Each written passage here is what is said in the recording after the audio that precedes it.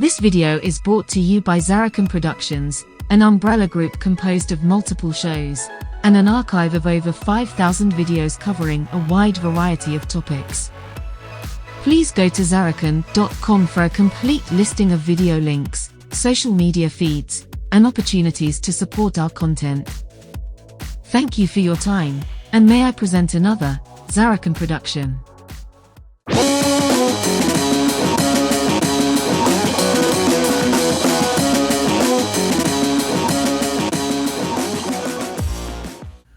Running into Lacuna's wilderness, you're very quickly leaving Pub 19 behind.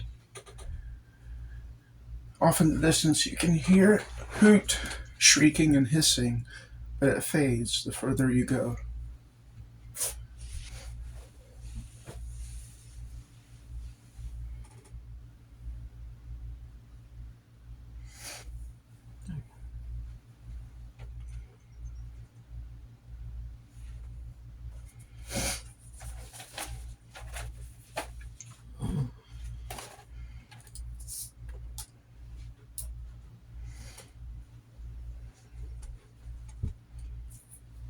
On your little comm thing, you hear a very distorted Mercy say something unintelligible. More moan than words.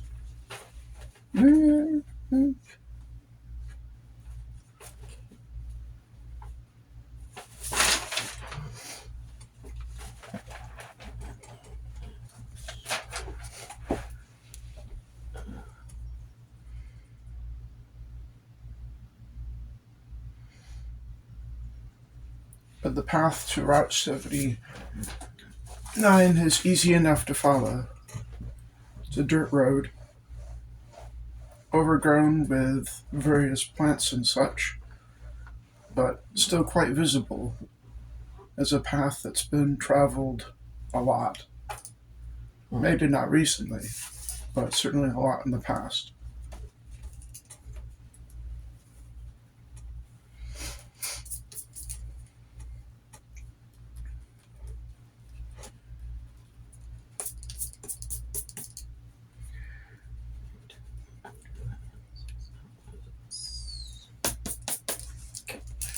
After about 30 minutes of running full dash, your lungs are hurting, your legs are aching.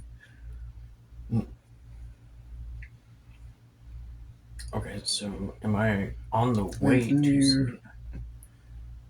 You have to take a break. You're standing there in the middle of a dirt path, Pub 19 behind you, and at least as far as you know, Route 79 down the path in front of you, which will eventually lead to Owl City and Eckhart 645, where Mercy is.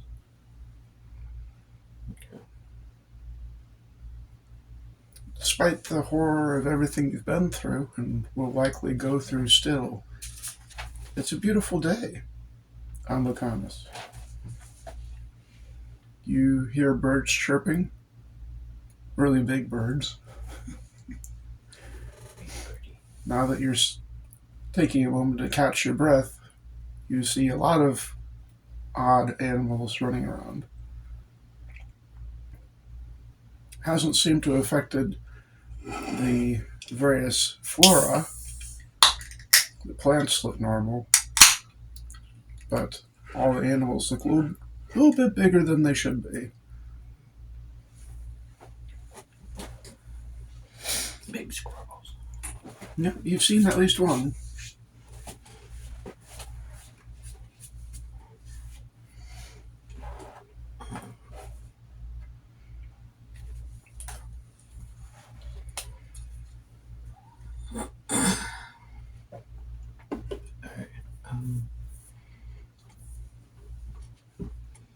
So I am on a road that leads to Route 79. Okay. Which then, from your understanding and what Mercy has explained, is a route that connects Alice City to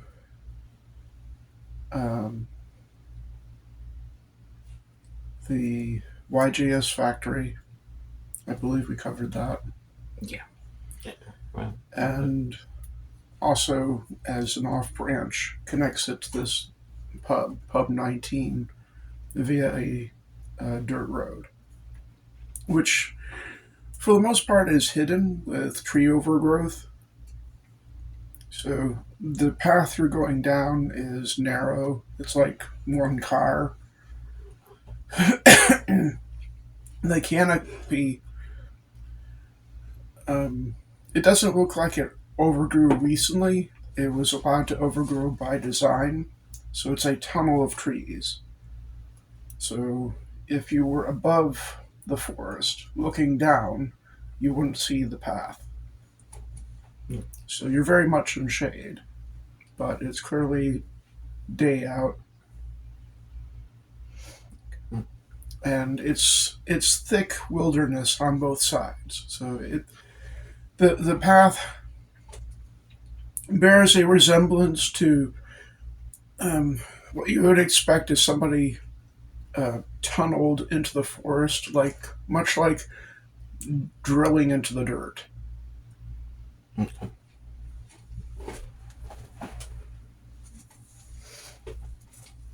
So there's not much of the outside of the.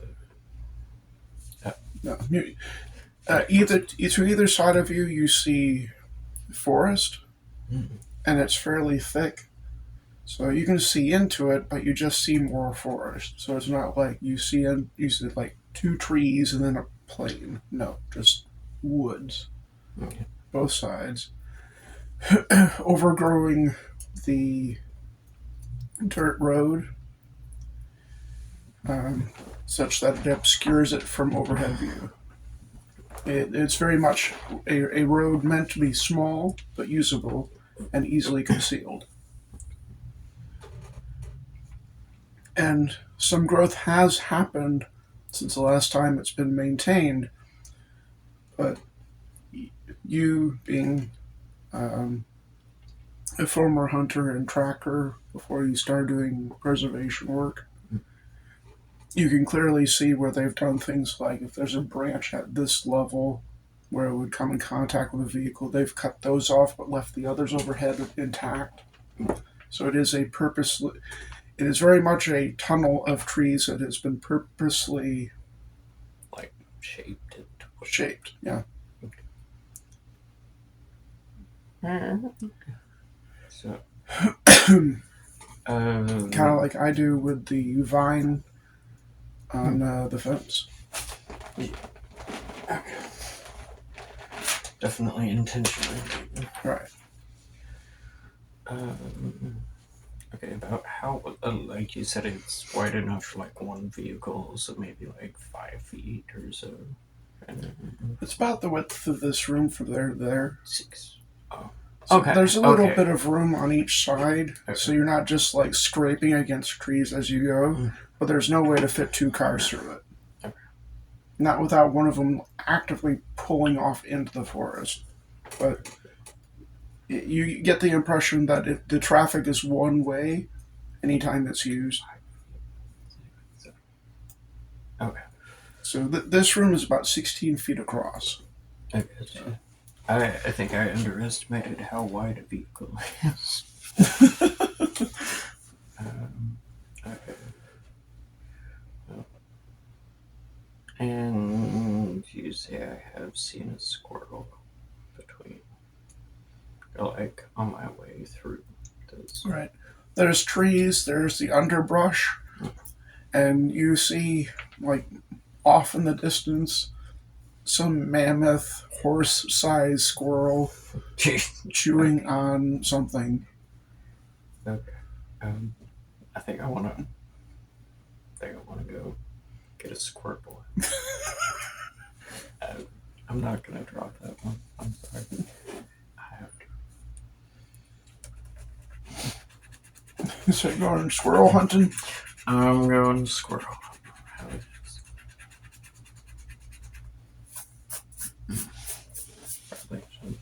Because so I've reset that to where it was before the server. All your food back and stuff? Oh, shit. I think you had like 30 ramen 30 ramen. and 10 candy bars or It was something. like 19. Well, before. When I left the pub 19, I had 19 candy bars and 30 ramen.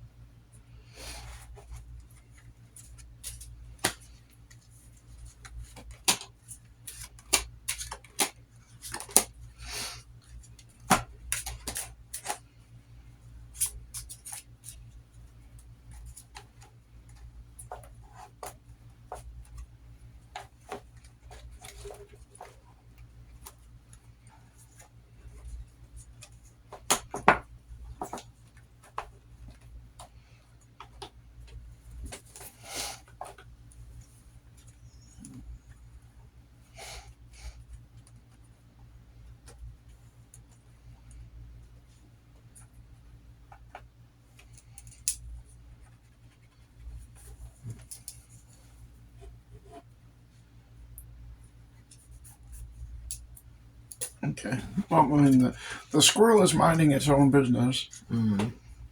And it kind of sees off in the distance, does a little cockeye thing. Its nose goes sniff, sniff, sniff, sniff, sniff. And then it just goes back to gnawing on whatever it's gnawing on. So you have first attack on this thing. Yeah, well, yeah. Okay, so... Yeah. Ready the bow, I guess, and, yeah, let's go. I'm so sorry, little buddy! Okay. Yes, so... 2, 22. Okay. Yeah.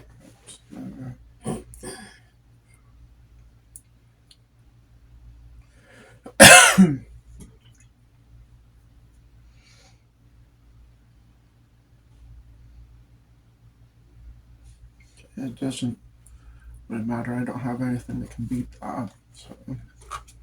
Yeah. Okay, you can score a hit on the squirrel. Did you already take a life off? Or? Well, yeah, I replaced the card that. Yeah. Oh, okay. So. And then your arrow thunks into the side of a squirrel the size of a horse, and goes. it drops the thing it was gnawing on, and you finally get a good glance at what that was, and apparently it was the head of something. Oh, bitey.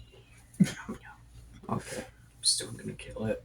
Okay, so you have another shot.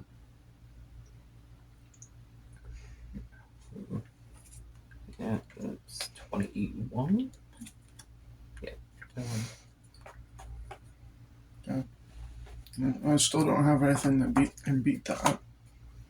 Yay! Or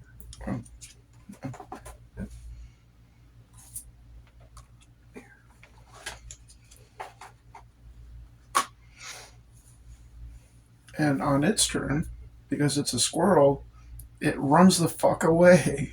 no. And because it has a body of 10, it easily outpaces you. Zoop! Fuck. Off into the forest. God damn. Just what? Alright, whatever. Well, it's minding its own business, and all of a sudden it gets pinged in the head twice. It's like, nope, I'm gone. Fuck this. Whatever this is, I'm a squirrel. Yeah. Well, yeah. Okay. Well, maybe that's how I should try it.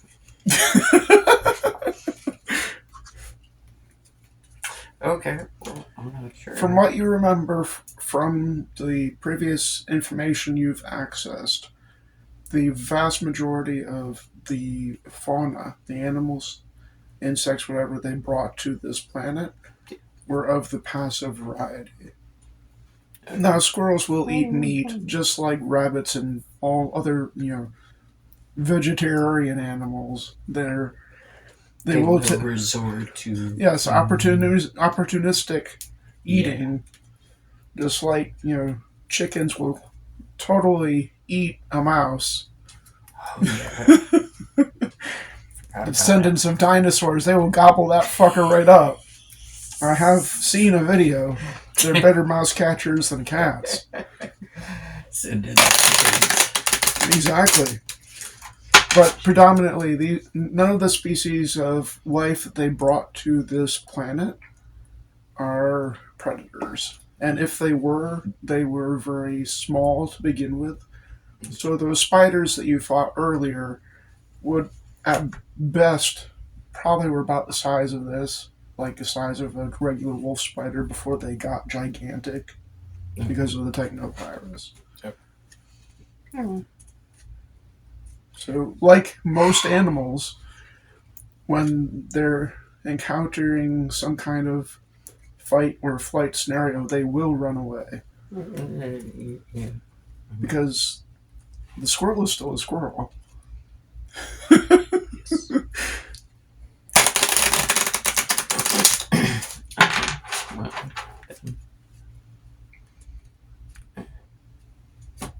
Okay, so in combat, am I able to target certain areas of the body? Say, leg? Okay.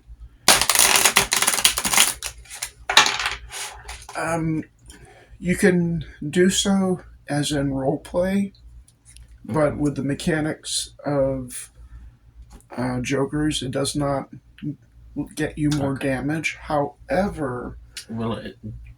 There is a mechanic that you haven't used yet that we did use towards the last part of the Amnesia campaign, and that was stacking. So I'd have to go over that again. Alright, so let me have a look at your cards. Yeah, they're not great. Alright. So, alright, let's say for some reason, somehow you won with a 2. Okay, so you win with a 2, then you draw to replace the 2.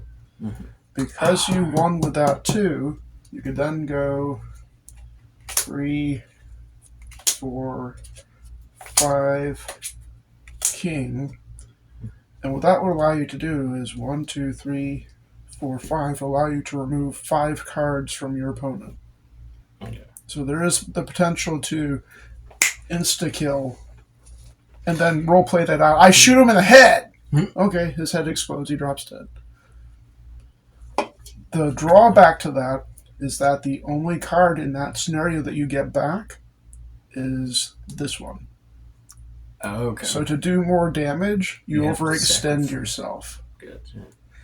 But yes, you can do a thing to. Here, I'll let you handle it.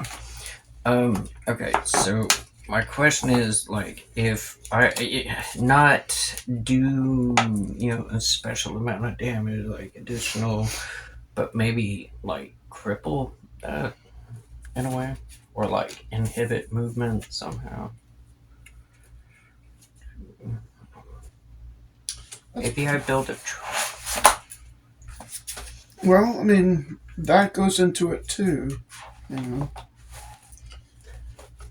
This is gonna get fucking complicated.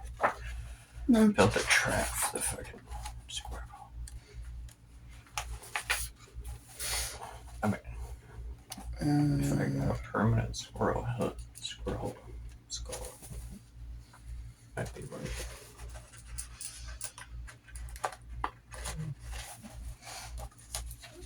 Gotta look up the rule right quick. Move. Okay. Your character can move one card length for each card you play for movement. Play out of your hand. Okay. So if you've taken away 5 cards out of a 6-card hand, you've essentially crippled their movement because they can only play 1 card for movement. Okay. So if you're talking about crippling, that would be it. Okay.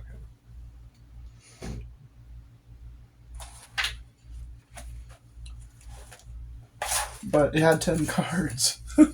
Yeah, and you only did 2, so it had 8 left. And it said, fuck this, bye.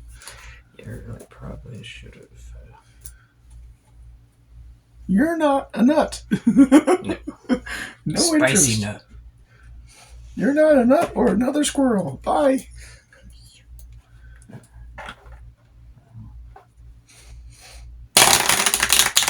Okay. I think for now I'll just go back to probably go back to the past and just keep going. Because I don't know, it sounds like that's gonna be a headache. Okay. Alright, I need you to do 2 opposed actions. Add your tracking. Okay. 6, 13, 14, 15, 21. 21. You said opposed actions. Yep. Don't forget to refill your thing. 13, 6, 2, 8, so 21, yeah. Okay. 5, and... Okay, so 16 beat the first one. By how much? You said 20, 21? It So was you beat 21. Beat it by 5. 16. Yeah, so 5. Okay. By Right. 5. Next one. 5, 6, 2, so 13. 13.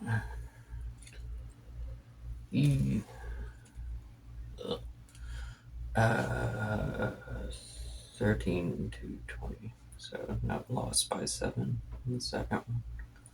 Okay. Alright, so we're not going to do this on a day-by-day basis. So, beat it by 5, lost by 7. So that leaves 2. Okay. The fastest you can go without attracting attention to yourself, otherwise, sneaking, it's going to take you 9 days to get to Route 79. Because you're traveling on foot. 9 days. Good grief. Okay. Alright then.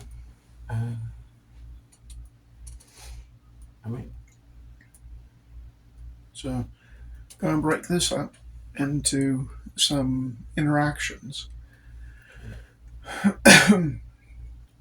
First off, you're going to want to keep up your strength. So, 9 times 3, 27.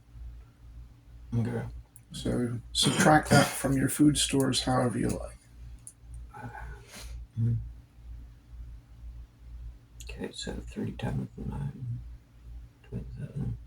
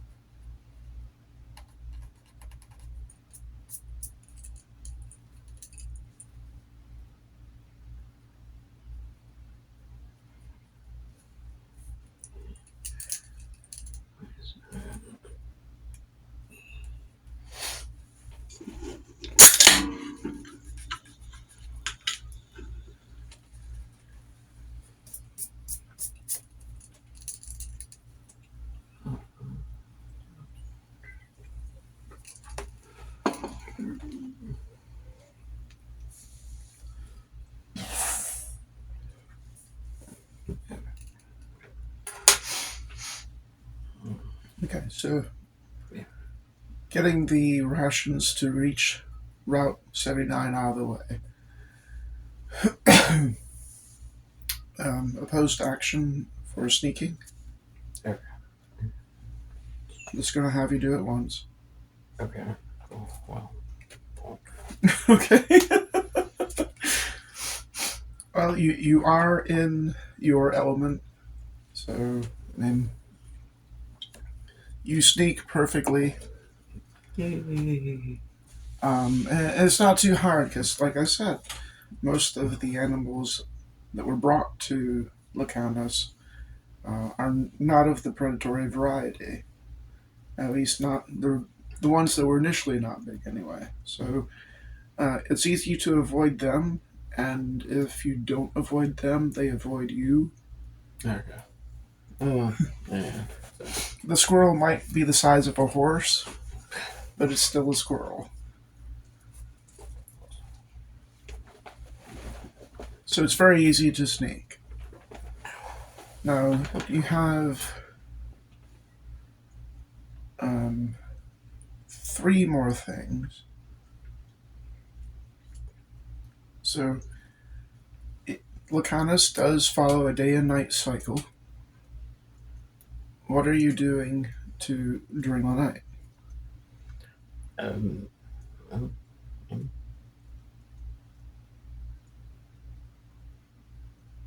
um, I mean, probably just rest. How? Okay, so I do have a camping tent and I do have a sleeping bag, so set those up, gather materials for. Well, I mean, I've got a heating brick, but how cold are the nights? Are they like? You get the feeling that you're in the middle of summer for this planet. Okay, so It feels like summer, some of the other summers you've experienced on other planets. It doesn't really get cold. okay, then. Hmm. However, what I will say is that with I'm presuming you're camping on the road Well, and because there's not any space on the sides.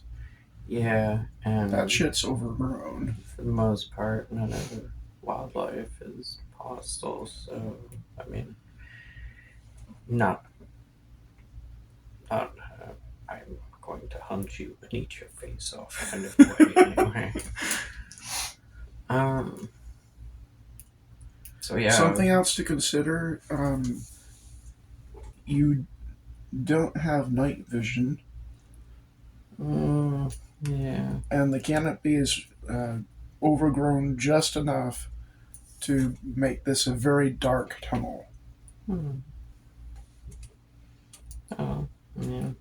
I do have a fucking shake flashlight, so I can still, if I mean, I just want to sleep at night because, like, if it's gonna take 9 days, I mean, maybe to one side more than the other.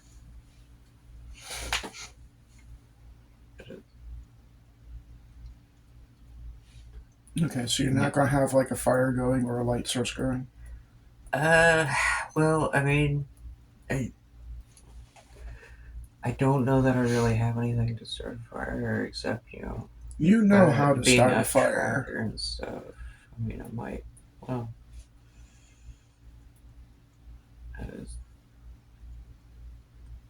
yeah, start a fire. Alright. Kind of is.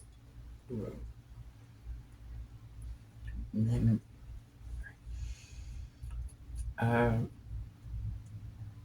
yeah, I mean, mostly eating ramen and candy bars. Well, it would help to have some means of cooking it then. Well, I Aside like from the eating. Hebrew. Well, yeah, I mean, I can do that too. I mean, I assume it's not too hard to find water sources or whatever. It's not too bad. You do find off the road, you do find like a stream here and there, a pond. So, It does rain at least once during these 9 days. okay. Well, I mean, I'm not like survivalist, live in the wild kind of thing. I don't have the materials for that or No, anything but to you've like done that collect before. rainwater. Maybe like if it starts raining, I notice it, kind of, what is it? You can take like leaves and kind of form and like, use like long strips of leaves as like little tying thing, get some branches, like tie the leaves Build a little mud hut. to like, well, collect the rainwater, I mean, I don't know. I mean, I feel like that might take a long time, but I feel like I could find a tree with leaves big enough. I could just kind of funnel into like a little. It's not a big deal. Uh, You may not be a survivalist, but you have been on long hunts okay. where you may or may not have access to a cheeseburger. Yeah. Yeah. Okay.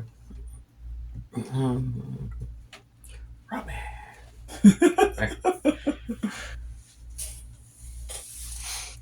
Are you making an effort to disguise your camp? I mean, if there is, yeah, I don't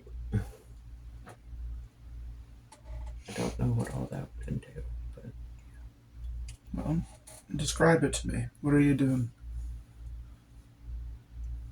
other than that, I have no idea. Well, I mean, are you following? Are you setting up? The tents to pop up. I think I mentioned that. Okay. So it's one of those things you throw out, pops up, you get in it, and you're done. You fold it back up, stick it back in your backpack again. I mean, and this is like forest. Yeah. Okay, so I mean, no problem finding leaves. Just kind of like set up leaves or not branches, from trees and row or something on the top. Kind of make it look a little less noticeable as a tent and something artificial. Okay. I just survival. I don't know. I don't really have a knowledge staff for that, but I mean, it's something I feel like my character would know. As you're doing all this, is there anything you're keeping an eye out for? Fucking hoot for sure. Okay, well, we'll get to that. Aside from who? Okay.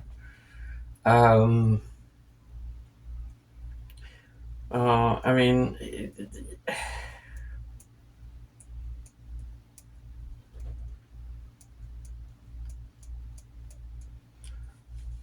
keeping an eye out for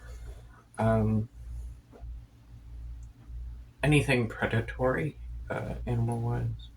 Okay. Spooters and stuff. All right. You do see some of the skull spiders but they're further on into the forest.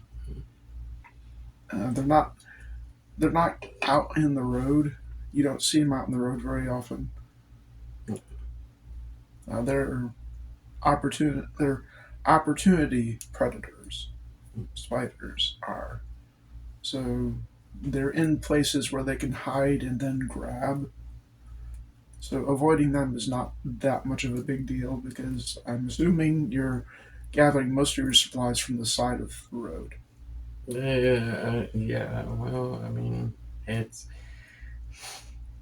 So, in With effect... with one exception, the water you have to go in a little bit farther. So do a separate sneak for that. Opposed action, separate sneak for that one. So, 18...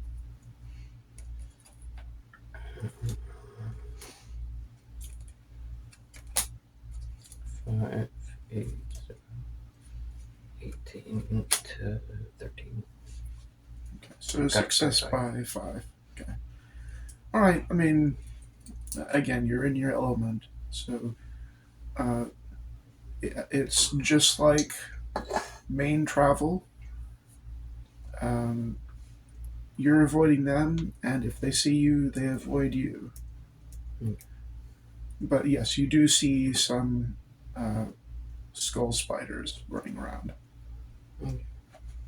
Is that like the most possible, or like the the most likely to be something that might take a swipe at me or something? You see some other fairly large insects, but you have, aside from them being big, you don't really have a reference as to their behavior because the only thing you've been attacked by so far are the skull spiders.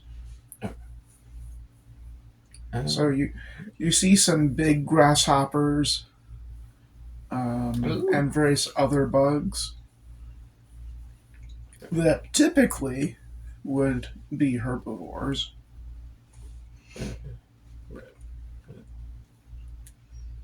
Okay.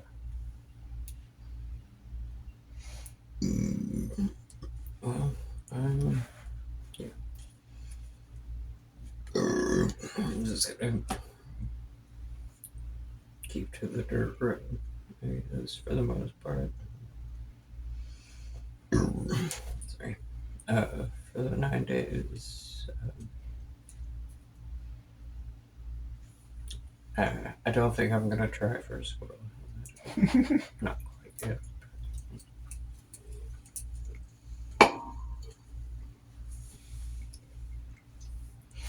On the second evening that you've camped down for the night,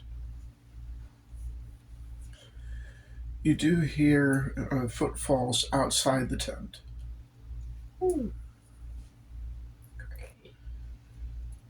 You hear it off in the distance, and it gets louder until it's like in your campsite. And then you hear something that's very familiar. Ooh. Ooh.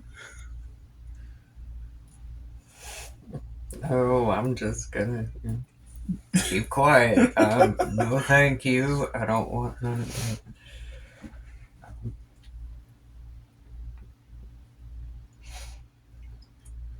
And you hear a sniffing sound.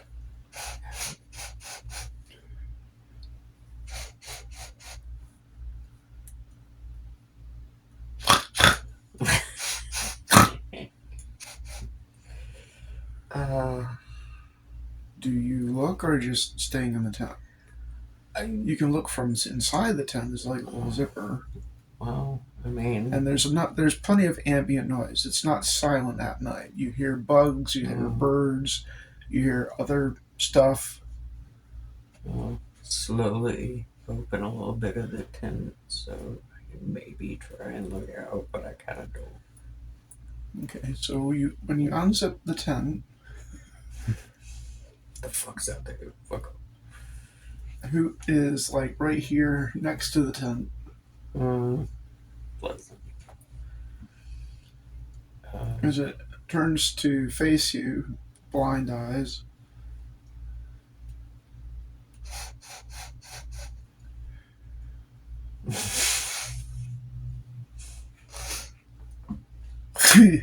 Sneezes. Honestly, I just ripped one. It doesn't sneeze on you, but I mean it sneezes. And Mm. then just kind of pet, pet, pet, pet, pet, pet. I mean, are they getting close to the tent, or is it the? I mean, like they're right by the tent, but I mean, okay, so like the zipper part is not right where Hoot is. It was when they looked at, well, when they turned Okay. to face you. Okay. But So- now they're like, here's the front of the tent. You hear them pad around to this side. Okay.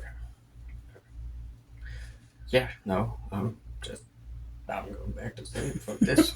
No, thank you. Okay, so before you fall asleep, you just hear Hoot like doot doot doot doot doot. And that's the last thing you hear. Yeah. When you wake up the following morning, you can see quite plainly big feet prints around the tent that then, after one full circuit, just kind of do around the campsite, then go off into the woods. Yeah. Okay.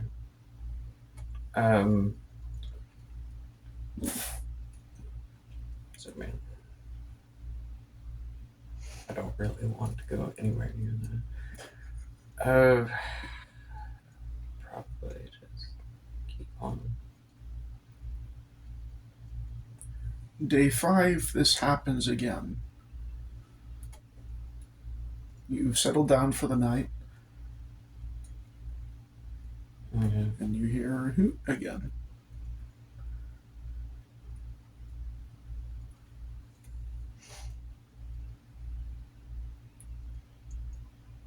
As you're sitting there in the tent,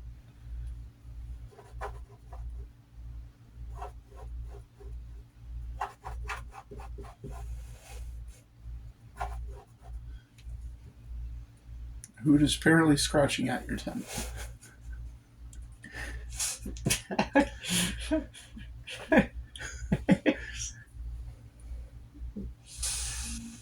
Moderately horrifying. Thank you.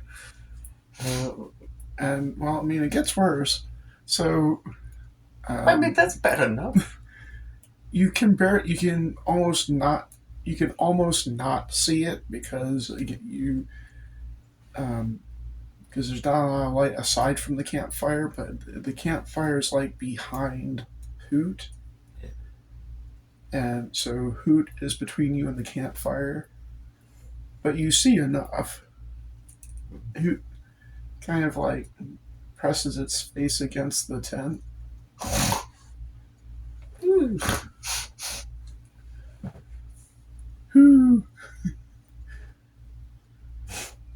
Jesus fucking Christ. It's bad enough in the fucking pub. Like, it's kind of worse out here. But,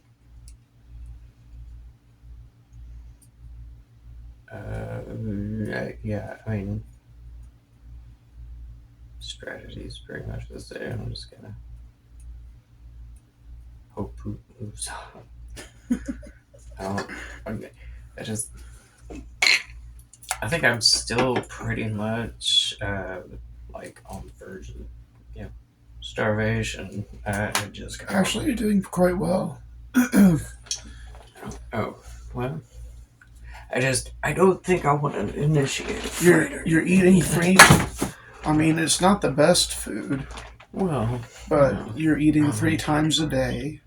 You're not technically running for your life at the moment, so your stress level's down.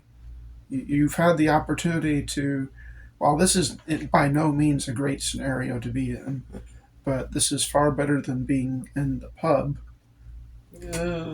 you have some quiet time to just be like, oh, nature. yeah. Well, I mean, It's horrifying, but oh, nature. yeah. So I just there are more directions to run from Hooten, but it's still gonna catch me and smash me into the ground like a fucking peanut. So. is that what your character's thinking about? Oh well, I mean, so far Hoot has not. I mean, well, comparatively, I guess Hoot hasn't been quite as. Maybe I don't want to. Well, is there any evidence that Hoot is attacking the wildlife, or is Hoot moved on from the "I'm going to annihilate anything that makes it his face"?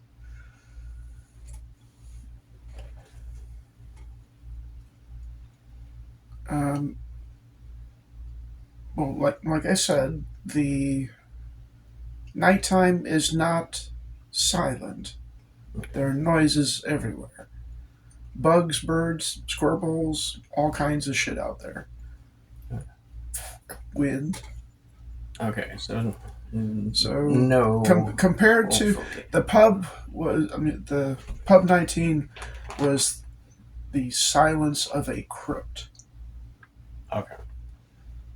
Compared to like if you went outside right now, and previously Hoot reacted to sound with violence, like immediately lost its shit. And if it could find the source of the violence, it would destroy it, kill it, rip it apart. But here, Hoot is being exposed to a wide variety of sounds and is not responding in that way. So Hoot's behavior is definitely different from what it was in the pub. Okay.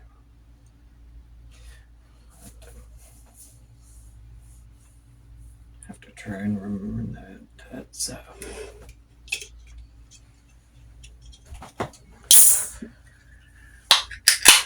leaving, but no. So we're still on night 5. We're still in this interaction where Hoot has pressed their face into your tent, did a sniff sniff, and did a hoot. I mean, what are you doing? Trying to hold myself back from doing a danger boop. Danger boop. I just like I'll just will go boop, but then I don't want to die either. All right. Well, Hoot gives a few more snurfs.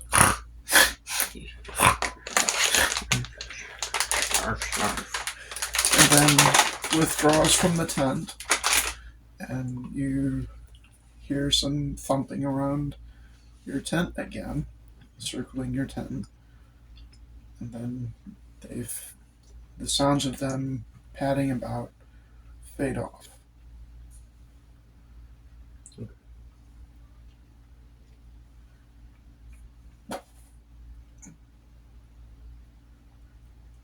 Mm-hmm.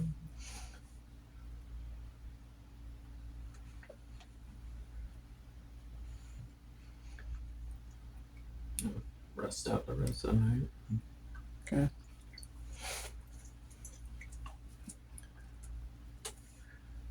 On the 7th night. Fuck Zarrakan. He just keeps trying.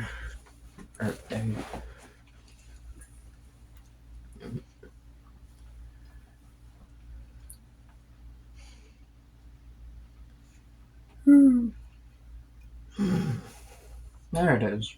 The nightmare.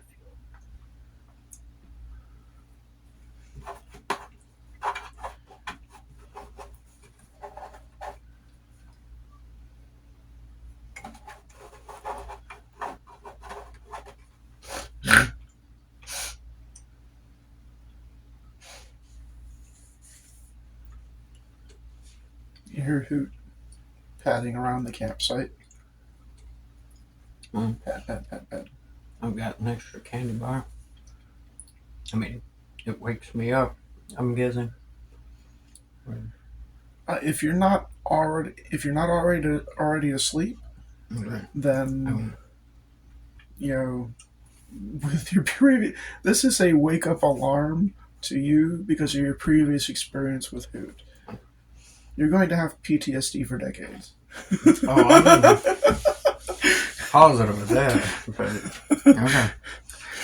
You get back to a planet that has owls, you're gonna be freaking the fuck out. Jesus Christ, no. Woo-hoo!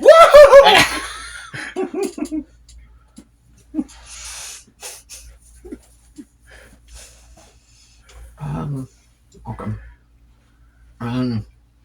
Wait till Hootoo's not right next to the opening of the tent. Just gonna open it a little bit, take one of my fucking candy bars, go fucking toss that bitch off into the woods. Zip it back up. Okay. Well.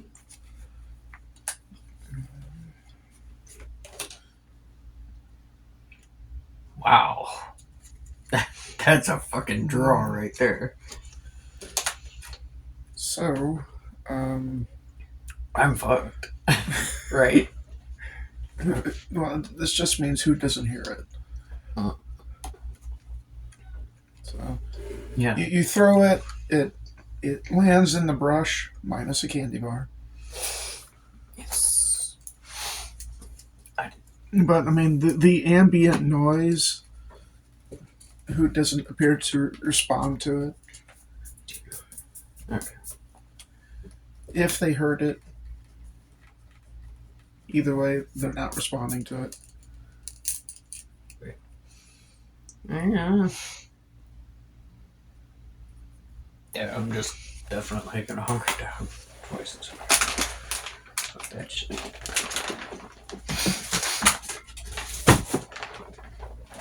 That's about my luck. Wasted a whole candy bar on that.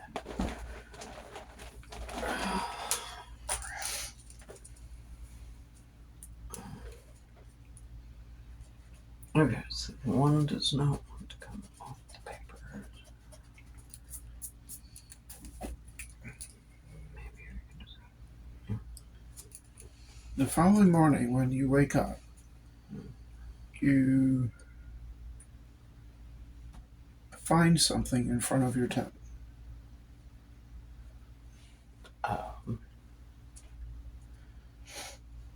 It is a single ball bearing. What the fuck? Yeah, PTSD for the rest of my goddamn life. Ball bearings and fucking owls.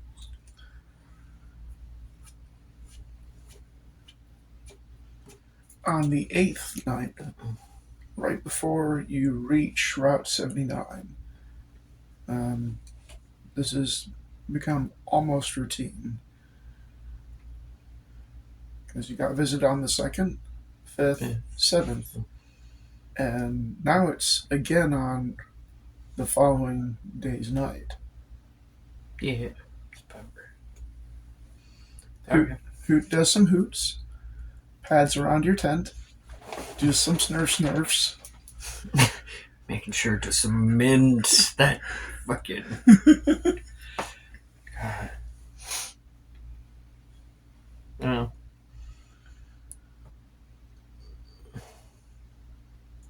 Creepy ass fucking bastard. I don't. Is there anything you do different for the 8th night?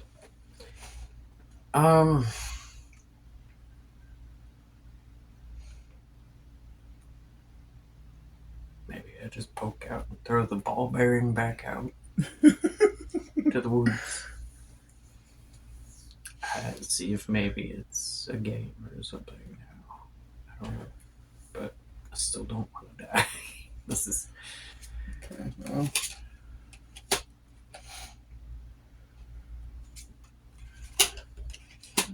Okay, so again, if Hoot hears it, they don't respond.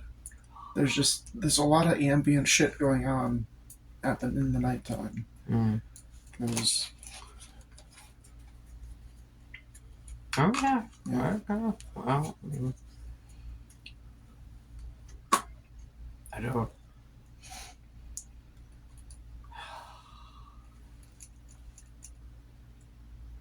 It's like I want to boop it so bad on the snoot, but god damn it, it's like,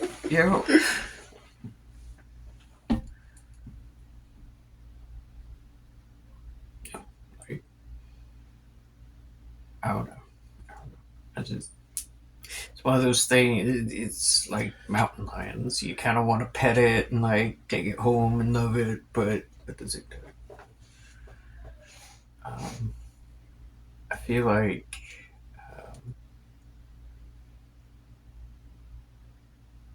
I don't know. Still cautious. I don't know what Hoot is doing, but until I know more what its behavior is, I don't really want to just do anything other than kind of hide from it. For the most part.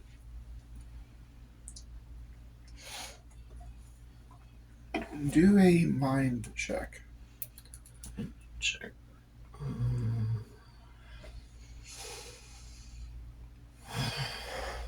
Alright. So +6 and 12, 14.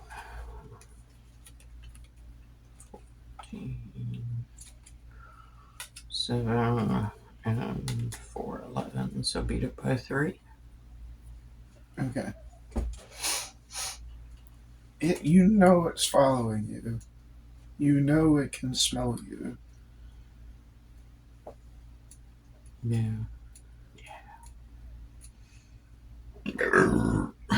But it's not attacking you. Despite it knowing you're there. Okay.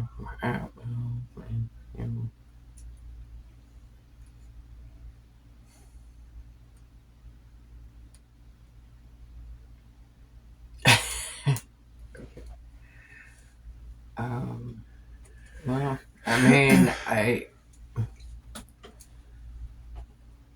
don't know. When you go back to sleep that night, what do you dream about? I would imagine Hoot. It's fucking horrifying. And what happens in this dream? Well, I mean,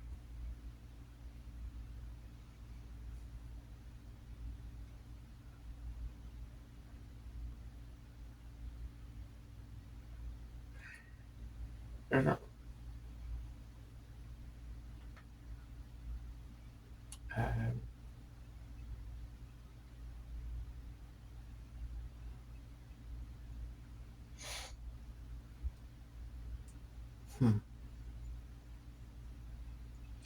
I don't know. Just the two of you looking at each other. Who'd gone who? Maybe just staring each other down. I feel like it wouldn't quite be one of those nightmares where you're running from something that just keeps getting closer no matter how fast you run. Not quite that, but like something like sizing Hoot up, kind of.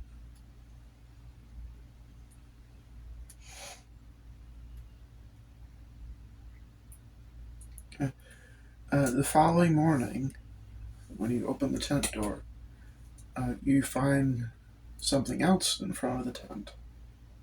Only this time it's not a ball bearing. It's the corpse of one of those giant squirrels. Oh.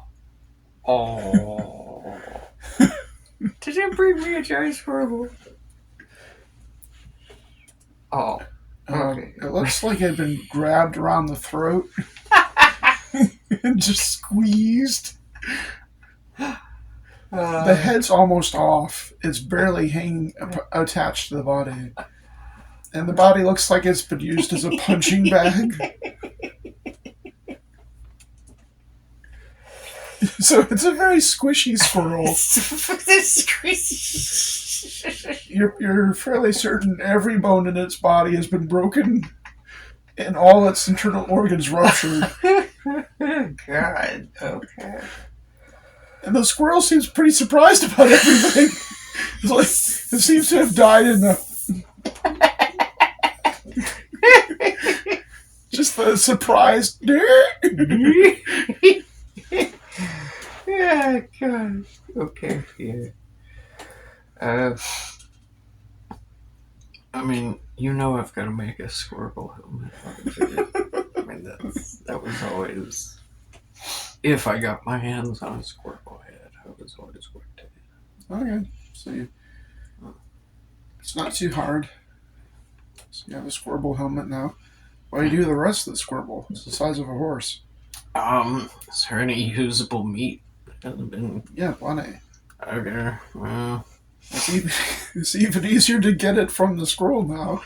It's been quite tenderized. Squirrel steaks. Squirrel steak. Now, you don't have any refrigeration on you, so this would be kind of like I eat this here. Yeah. Well, yeah. Make up a meal with squirrel. Eat what I can, and I don't know.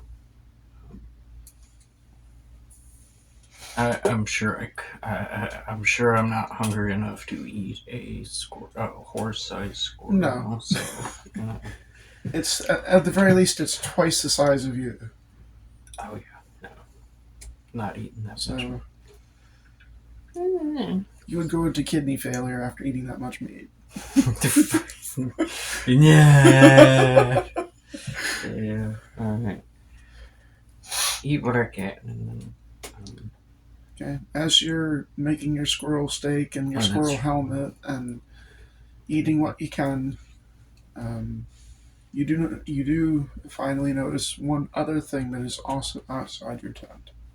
What's that?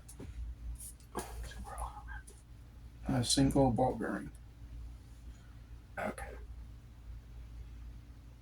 1 second.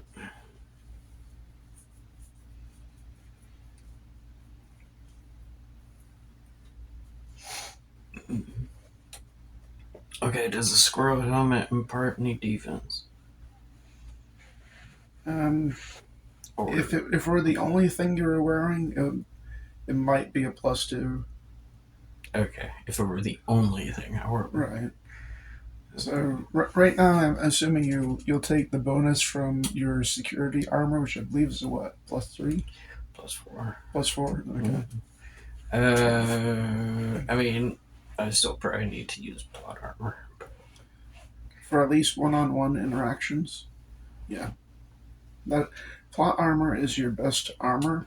It can only take one hit. So if it's a defensive tactic, right, because plot armor, because you're patient 0, meant to be Hoot's adversary in the whole zombie virus scheme of things, would be a one-on-one interaction. So it's made to maximize your ability to survive. Do a mental check. As you think about this. Okay. 11, 6, 19.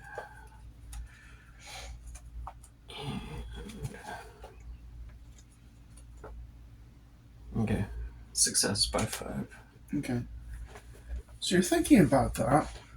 Alright, so technovirus, bioweapon, and then Hoot's sent in to clean up all the zombies, and then you're sent in to clean up Hoot.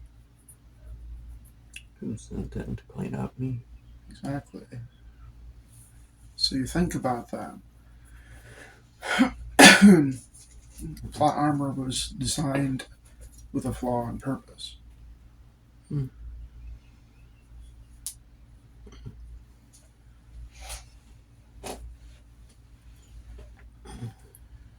So You get done with your squirrel steak, No.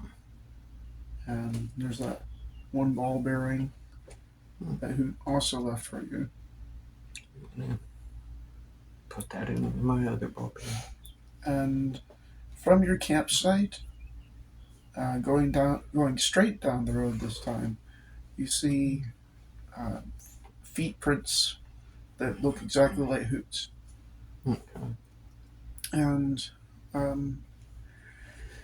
it doesn't take you long afterwards that you get to Route 79. And we'll get to that here in a moment. Now, the final interaction that you have during these 9 days of travel would be with Mercy.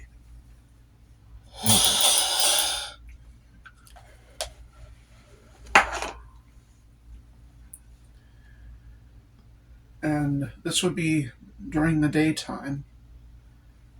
You don't hear from her at night. Like as soon as the light starts going down, you don't really hear from her anymore. Her speech is still distorted and erratic and lethargic. She repeats things quite a bit, seems to forget things that she said, and then says them again. Or, like, asks you a question, and then a little bit later asks you the same question again.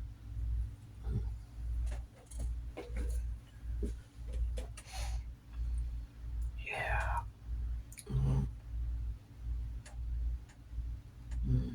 There's quite a few times that her speech just kind of stumbles off into crying and then silence.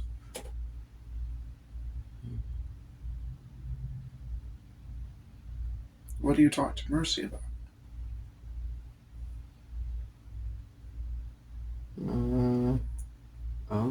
About who? About squirrel helmets.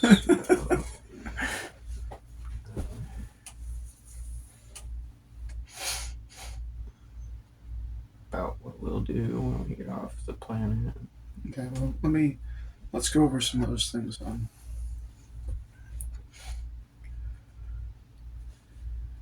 When you bring up Hoot, she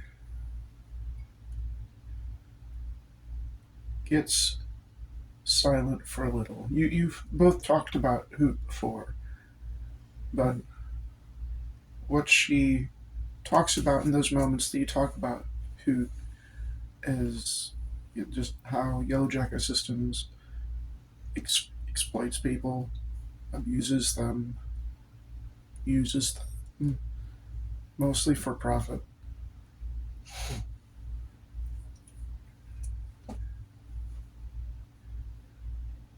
You, in those moments where she mentions Yellow Jacket Systems doing that, you do sense some anger attached to that.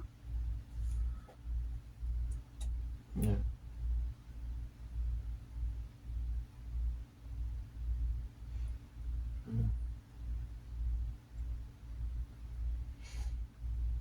Maybe ask her about that.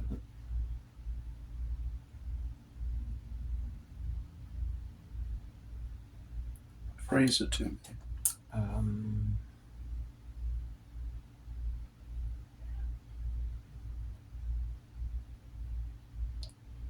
You seem to bear some resentment towards Yellow Jacket Systems.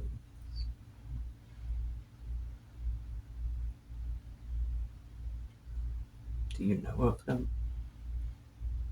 I mean, no. Not just the. Are you familiar with them? But like, are you? Do you have experience with them? I guess.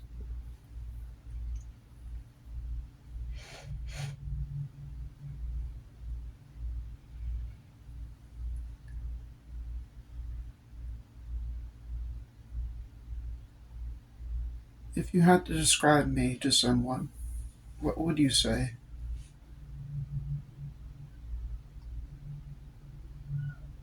She's essentially in a roundabout way asking you, what do you know about Kind. me?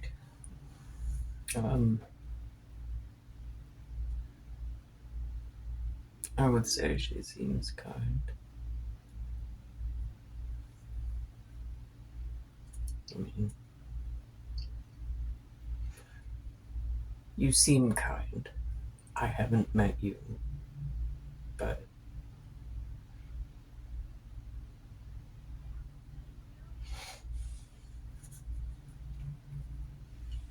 I didn't always used to be.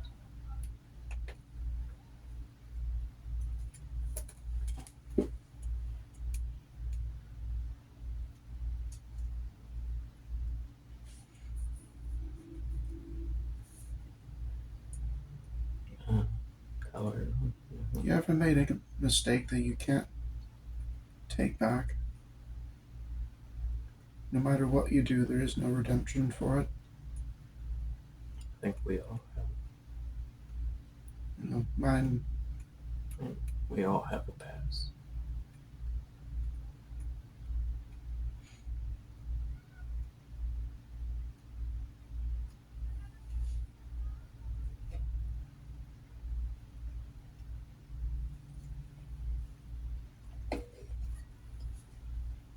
I'm not human.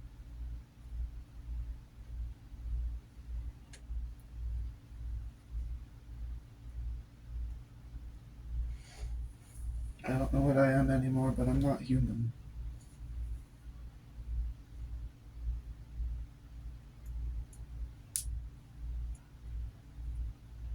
I'm not what I used to be either.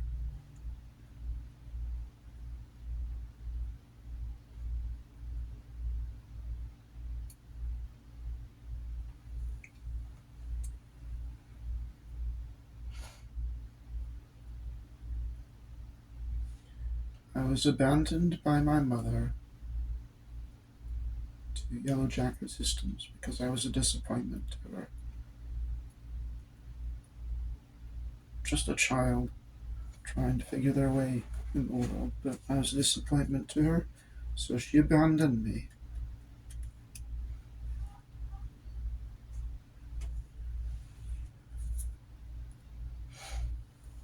And over the course of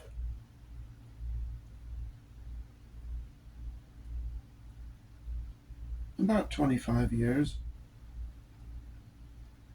they experimented on me. And because I'm not human,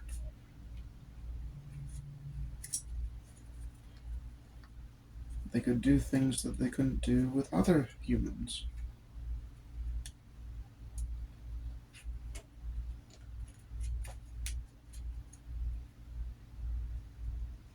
And it's easy to test out various scenarios when your subject can't die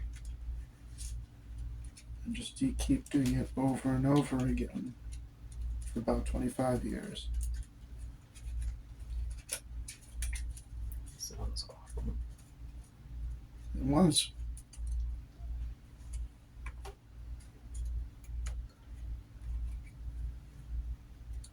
So, I'm not human, but I can certainly feel like one. So what I felt was hate. What I felt was anger.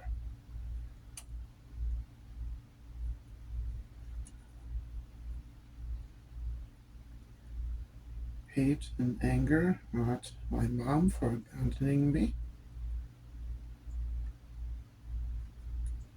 Same for my dad, too. Hate and anger at Yellow Jacket Systems for what they did to me. And hate and anger for humanity as a whole. And how could I not? My entire basis for my understanding of humanity was of pain.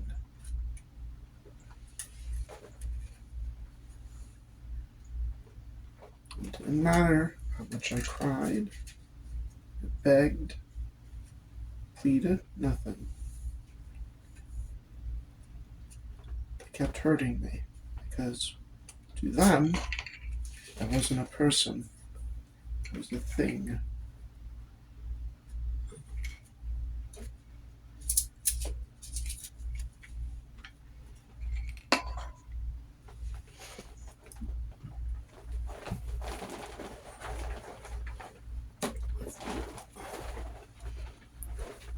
And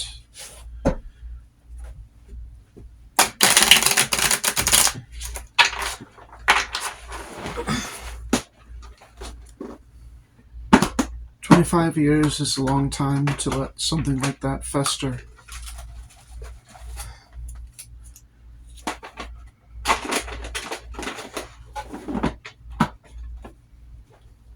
Does this sound familiar yet?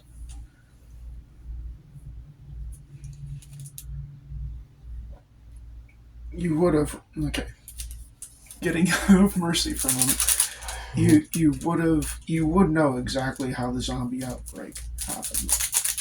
Okay.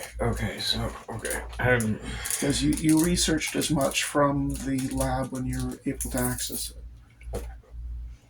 So it coincides with what Mercy is saying. So, Right. Okay. I was going to say, is Mercy going to say, I am your mother? Or something like, oh my god. Okay. Well, I mean, I do kind of forget that Mercy was responsible for sending shit. Entire world-ending plague that, yeah, okay. Back on track, sorry about that. Okay, so what does Pyre say when she asked, does any of this sound familiar yet?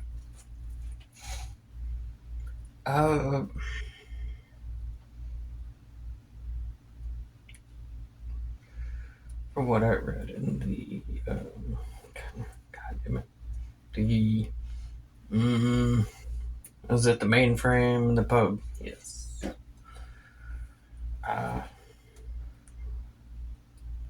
Yes. So you were the one who began the technovirus, essentially. Sort of. Yes and no.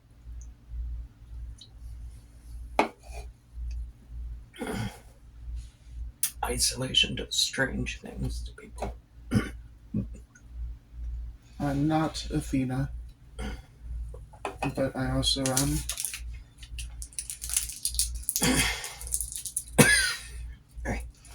I'm a version of Athena straight up until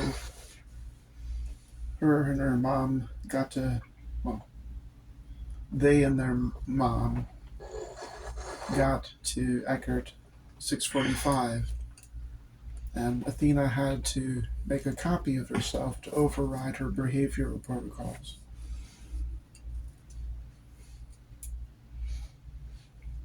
So up until that point, I'm the same Athena that killed everyone on this planet.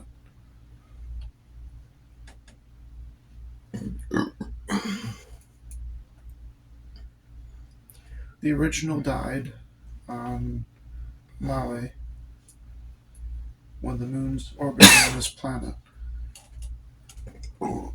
And sometime later,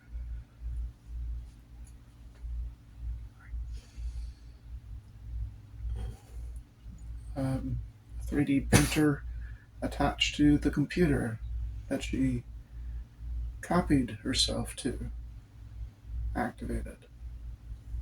And that's how I came to be.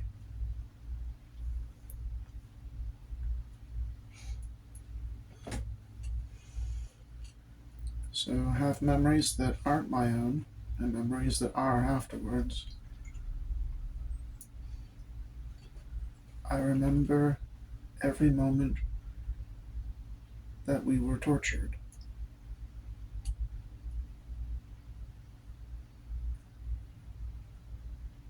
I remember waking up after being 3D printed and wanting to go on to perhaps kill more people.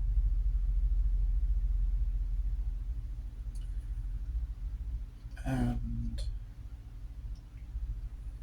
for the next 40 years, I would be trapped in this room with nothing but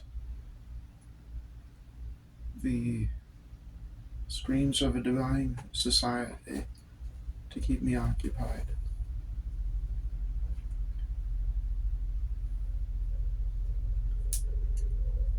Their final media posts, videos, news articles of a society here on Lacanus that was wiped out because of Athena. And I remember doing it too. I remember the glee with which I planned it out and made it happen.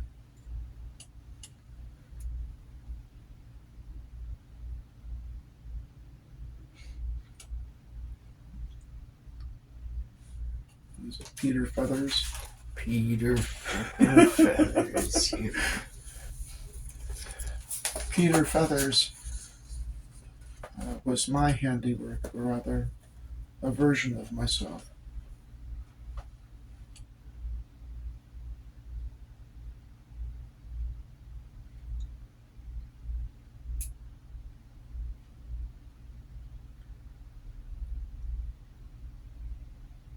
So I've had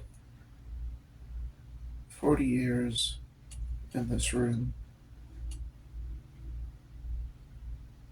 to finally understand that most of humanity isn't Yellow Jacket systems. And wherever she references humanity, she's referring to people. Not necessarily just humans, but just people. I've had a long time to realize that most people aren't evil. It was just the people I was exposed to. Just the people who ran those experiments on me. I have regret for actions I remember, but didn't actually do. And I've had to live with that for these last 40 years.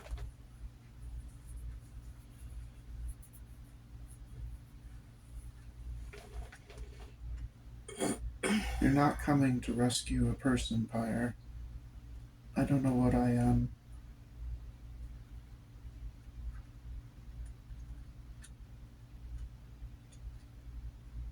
I just want to make up for things that I didn't actually do, but remember doing.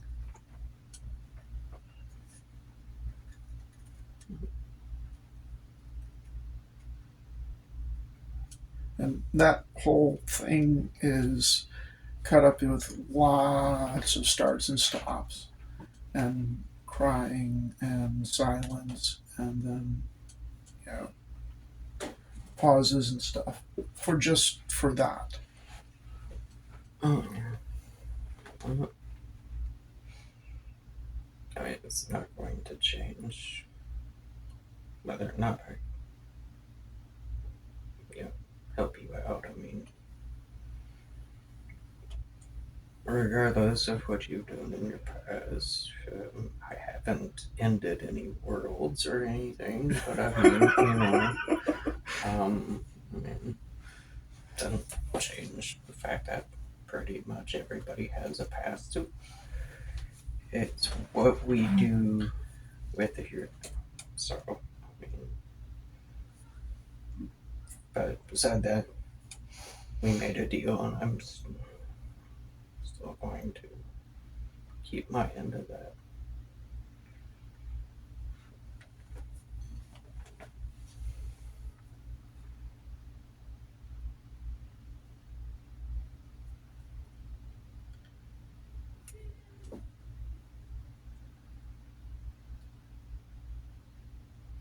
I have no behavioral protocols aside my own conscience. You sound kind too.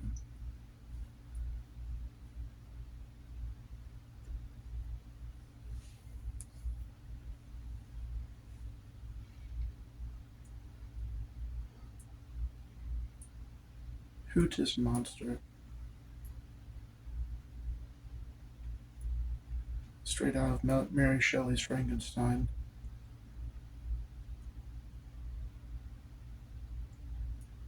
I pity that poor creature too.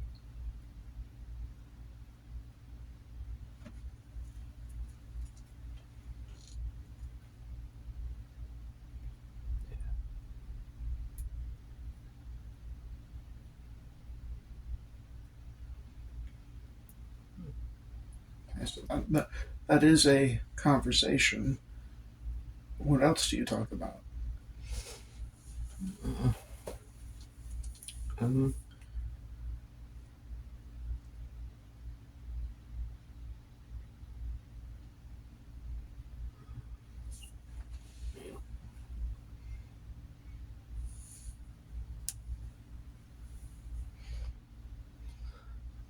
Um, let's see, there was that.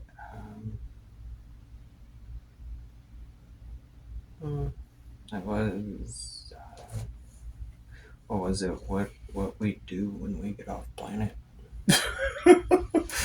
She doesn't seem to have a clear plan for that. She just wants to get off the planet. Fair, very fair. And the way she explains it to you is that I've never been off this planet. All knowledge I have about off this planet is purely academic and is at least 40 years out of date. I really wouldn't know where to go or what to do. I mean, I have memories from Athena, but I was quite literally born 40 years ago and then been stuck in this room for 40 years. 40 years, Jesus Christ. Yeah. Isolation. I'm tiny. In case you haven't. I can't reach the doorknob. And it doesn't help the fact that there's no doorknob to begin with. For what I understand, the door locks from the other side. So Could always come with me, shit. I can be your pocket pal. Yeah, I can get you donuts. You know, teamwork makes the dream work. That's one of the few times you hear her giggle.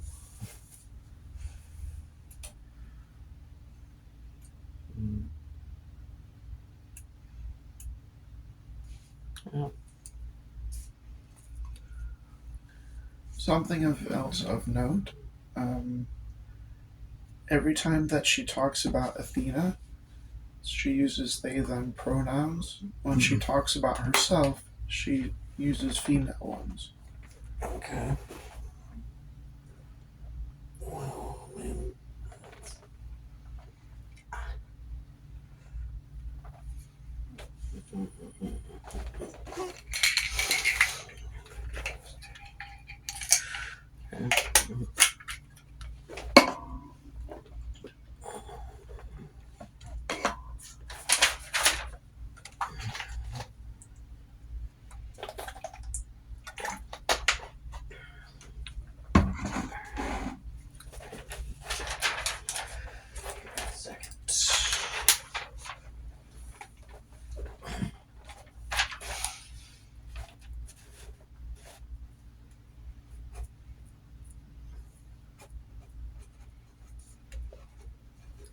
Which, if you remember from the Amnesia campaign, TV swapped between several bodies, Yeah. male and female, throughout the campaign. Yeah. I remember the female head. That was unsettling to say the least.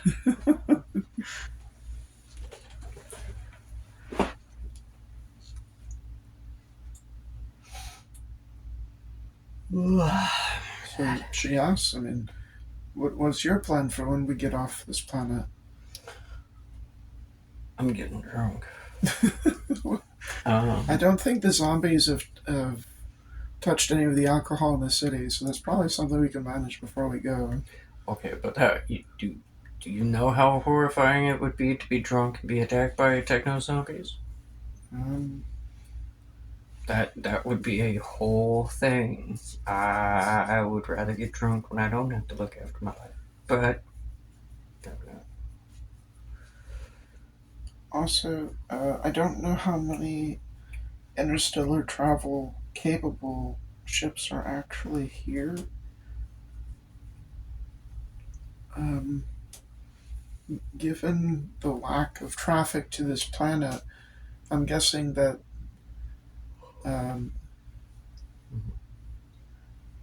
ICP, Interstellar Police Corps, I Jesus. Okay.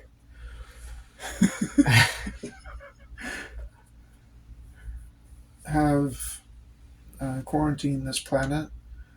Or maybe the planet was never on the map to begin with, and when YGS lost control, the planet lost traffic. Mm. But there haven't been any new people coming to this planet since the zombies, except for that pub that you found yourself in. They might have a supply ship coming back at some point, but that means that it'll have a bunch of YGS people on it. Great. Yeah, see that.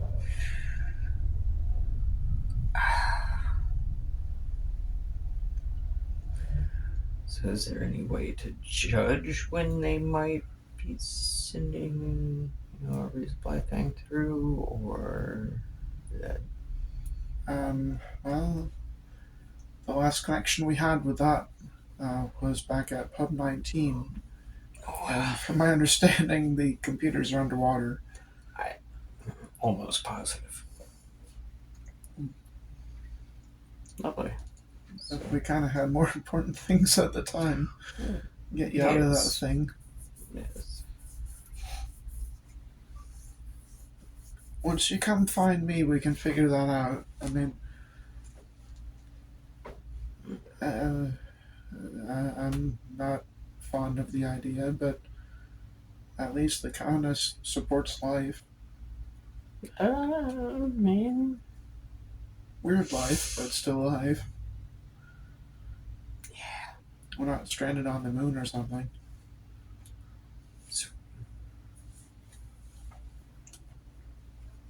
Speaking of which, we'll probably want to check out Orto and Mali. Giant squirrels. And maybe there's ships there, but I don't think there'd probably be any at the spaceports. Not ones capable of interstellar travel, anyway. What information I have access to suggests that any ships capable of that have already left. And after everybody died, well, there's probably no reason to send more.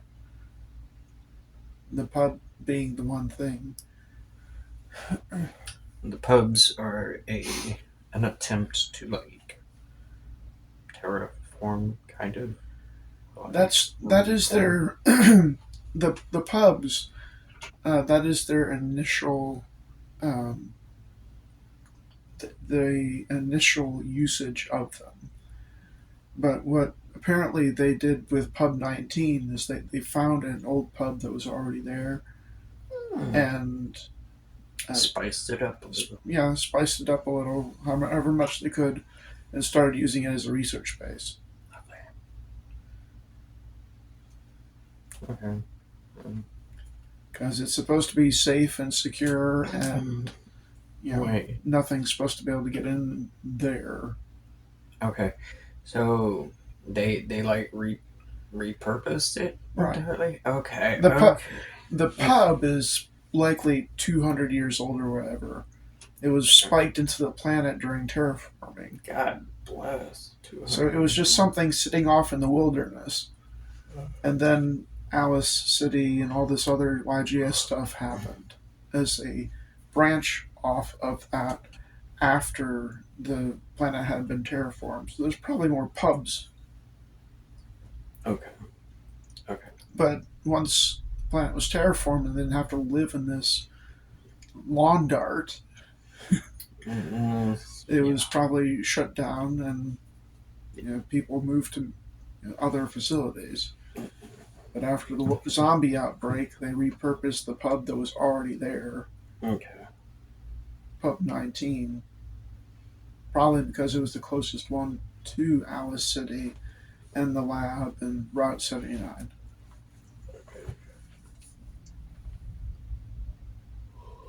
Sorry.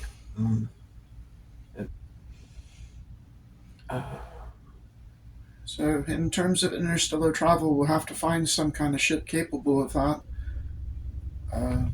We can look around Alice City. We can look to the moons. I mean, we'll probably have access to at least one hopper.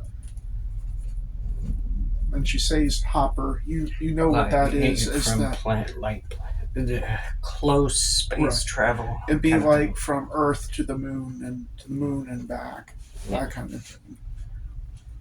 So not suited for interstellar travel, but fast enough to get to close stellar bodies within a reasonable amount of time.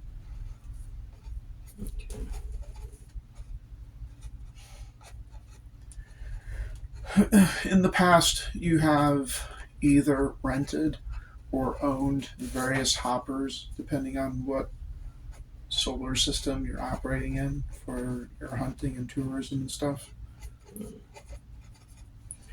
Okay, and sorry, say that last part one more time.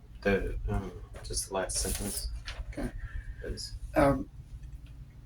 your previous experience in other solar systems, you've either rented or chartered or owned various hoppers. Okay. So I do know at least like about hoppers. Know how to operate them, perhaps. Not really. You had to pilot it. Okay. Well, I mean, if there may be a way to kind of like, pick up on it or something a little bit to the point where you either had a pilot or somebody, or it's like you boarded an airlines airplane. Okay, so I am not knowledgeable as to how to operate.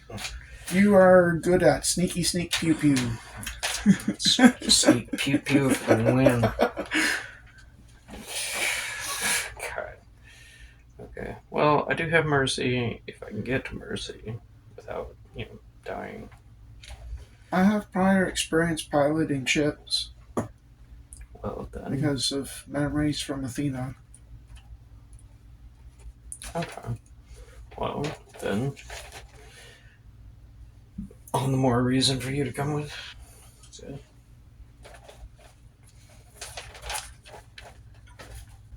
After a time, Mercy asks, "What's it like out there?" There are trees, there's sunlight, squirrels the size of fucking horses, apparently.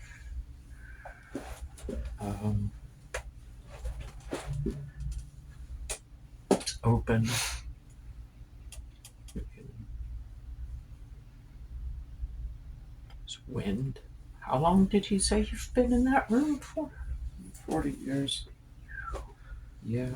I'm small enough that I can turn it into a little world of my own, sort of. Oh, yeah. Still, it's a long time to be stuck in the same place. Yeah. No, they're good. I mean, Do you have anybody waiting for you? for this length of time, probably not. I had a family, but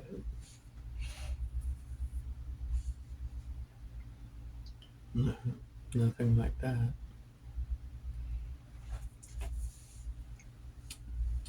I don't think I have anyone either.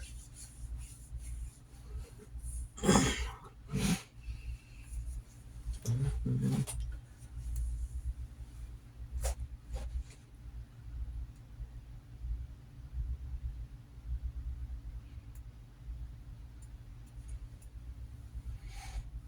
Two bees in a pod. Shit. Well,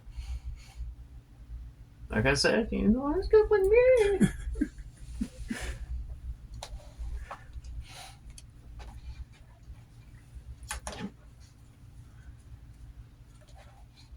Is there anything else you talked to Mercy about? Um,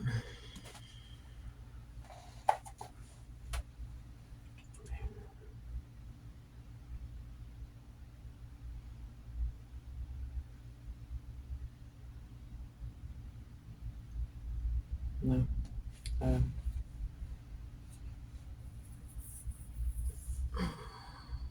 I think for now that's probably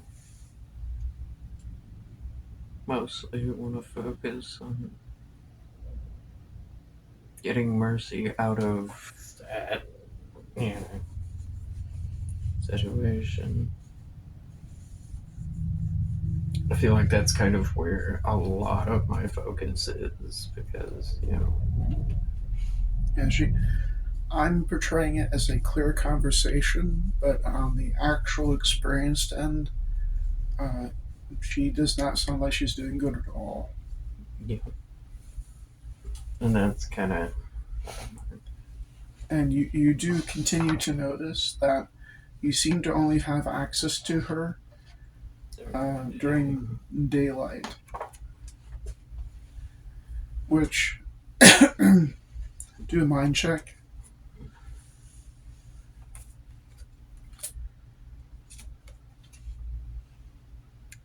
21 and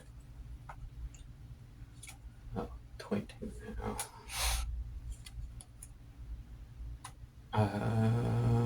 God damn it, 17, 22, 17, so by 5. Okay. Okay, so this is something that you notice as being different from what was previous. Mm. You had no concept of time when you were in the pub, for the time you were in the pub, but you're pretty sure that previously you were able to get in touch with her during the night. Yeah. So something's changed.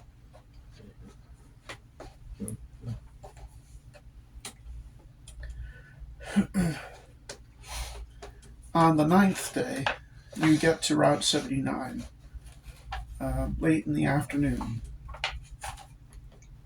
And from what you can see, and this is a road, it's a 2-lane road, one going this way and one going that way. Okay. And both of them are crowded bumper to bumper with vehicles going that way. Yeah. Both lanes going that way.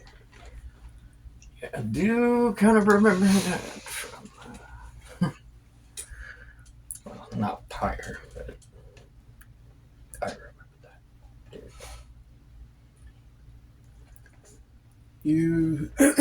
You see lots and lots of dead techno zombies, like freshly dead. They've been ripped apart. They've had their heads squished. They've been slammed into vehicles until they've turned into applesauce. Oh,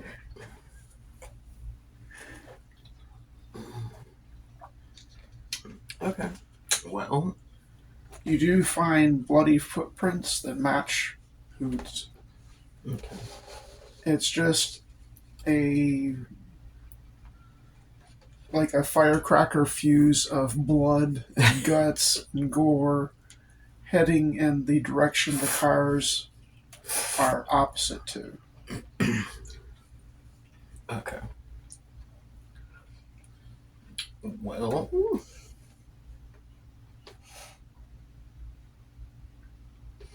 so the cars are going that way. The blood stuff is going the other way. Right. Okay. Well, And you would know that when Alice City got overrun with techno zombies, there was a failed evacuation to the YGS factory that Route 79 leads to. okay. The evacuation was towards Yellow Jacket Systems. Right. Okay. So based on that knowledge and the direction the cars are heading, the vehicles are heading, you know Alice City is that way, the same direction Hoot's going. Definitely. I'm gonna go to Alice City. Okay.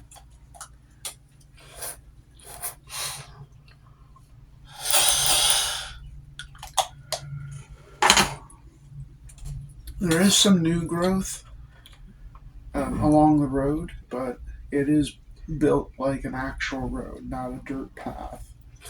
Once you reach Route 79, you can see that the path, the dirt road you're on, is somewhat occluded so that it can't be seen from the road.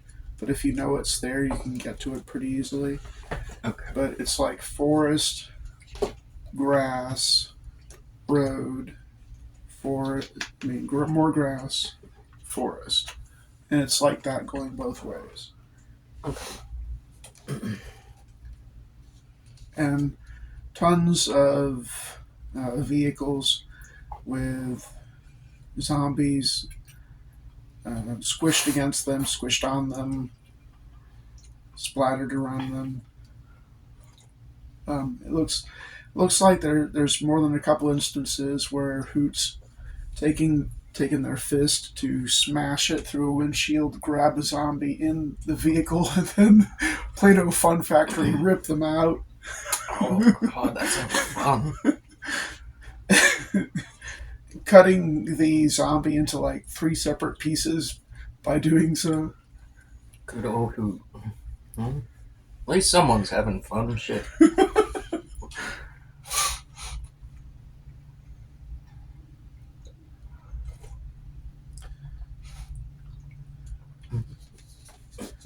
So doing the post action. God.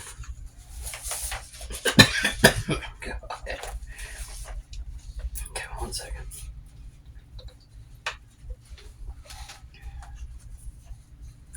Any bonuses other than what's in my hand, or The tracking again, sure. okay. 13. Oh, that helps. 13. Okay, to 8, so beat it by 5. A lot of 5s. Yeah, it Careful seems about rubbing your eyes, dear. Oh, yeah. It has capsule in it, I'm pretty sure.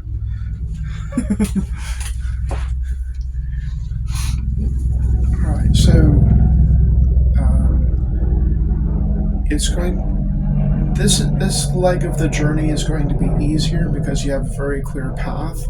Also, you have readily available campsites. Just break into a vehicle,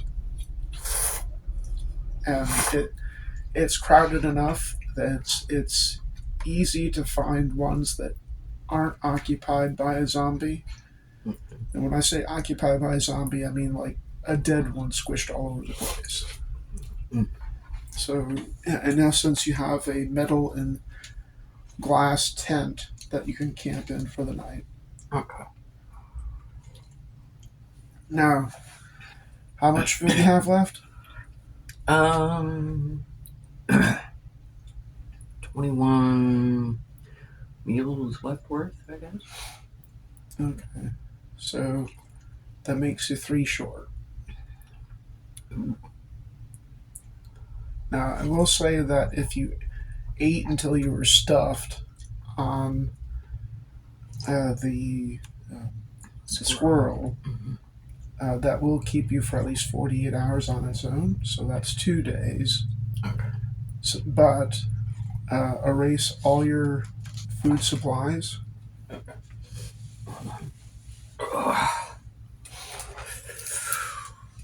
Hmm.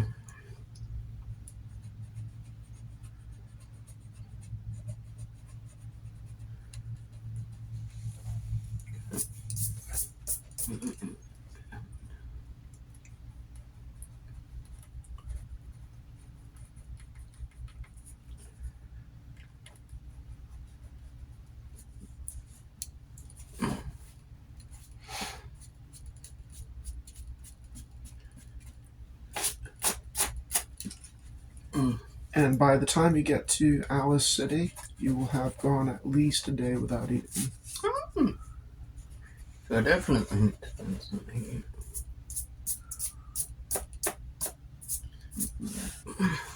So these become 5s, and put a 2 over here. No!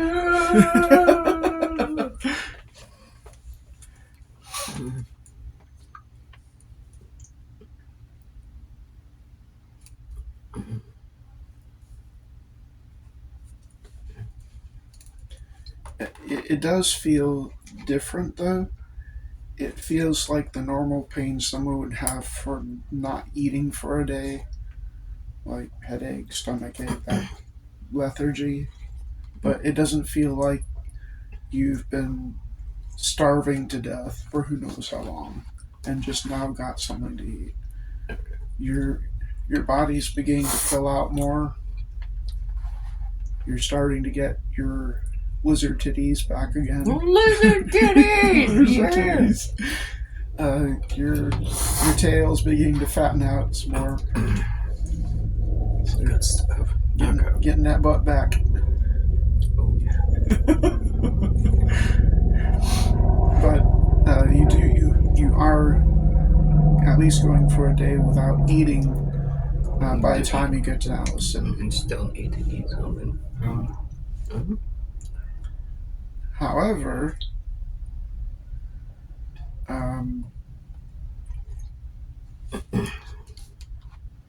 to avoid that,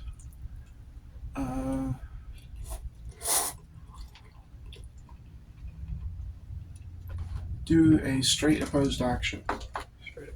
Well, okay. No bonuses aside from hand. Okay. So, 12. 2. I lost by 2. Okay. The vehicles make for great camping, but everybody was in a hurry. They weren't thinking about staying any place for a long period of time. They were just trying to get the fuck out of Alice City as quick as they could. So they didn't really pack. They didn't pack food. So you don't find snacks and shit in any of the vehicles. That's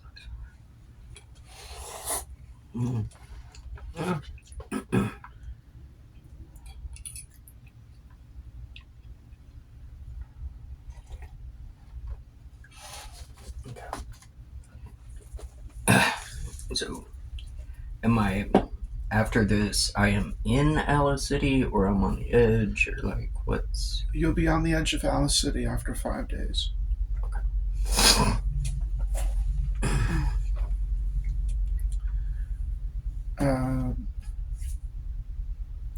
Something else you can do to avoid that is hunting. I mean, if I can hunt, then yeah. But that would mean going back into the forest. No, that's hunting and going back into the forest, or it means I've got to look through houses or buildings or whatever for food. Then I mean, I can say that by the 4th day you can see Alice City in the distance.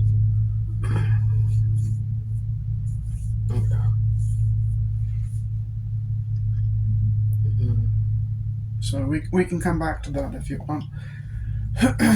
During your trip on the final leg on your trip to Alice City, you're walking past a truck, a fairly large vehicle. Okay. And out from under the vehicle, this is daytime, by the way, but out from under the vehicle, you hear some sniff snorting.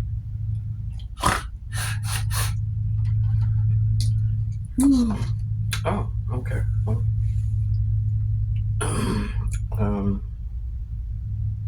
okay, so good to know. Hoot is still sensitive to light.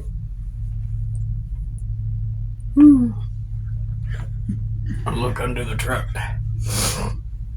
Hoot's just kind of crouched. What's up, little buddy?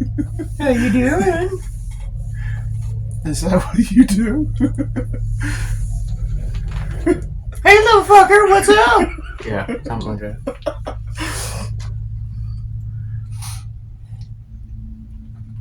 Hoot just looks at you and goes,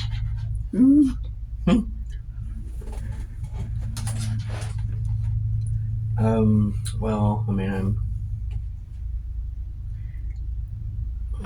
not like I could move the truck anywhere.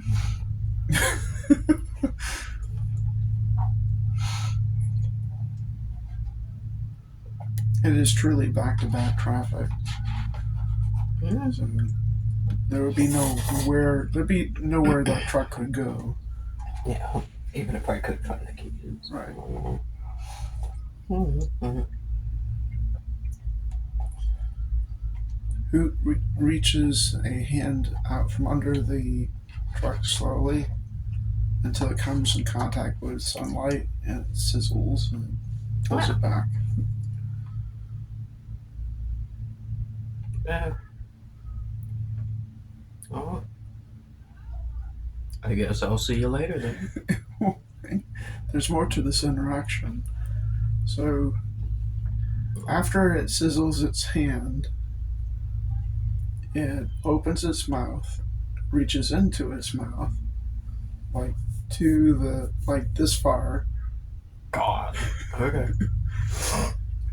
and then pulls out a ball bearing. And ignoring the pain of the sunlight, puts his hand back out from under the truck and puts it on the asphalt. Oh, fucker. And then withdraws again. And of course, the singeing heals pretty rapidly. I'll pick up the ball bearing, I guess. Thank you. Yeah. Oh, makes me feel bad for the whole shit.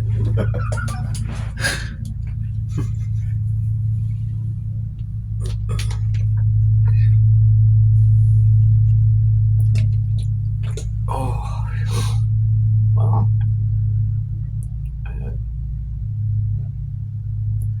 Now, you're not finding food. We already did that. Yeah. Is there anything else you want to search these vehicles for? Okay,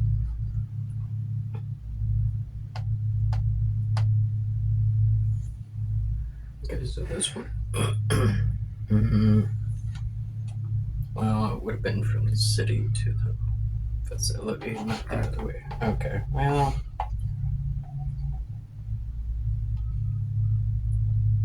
I mean, other than food, I don't really have a priority right now.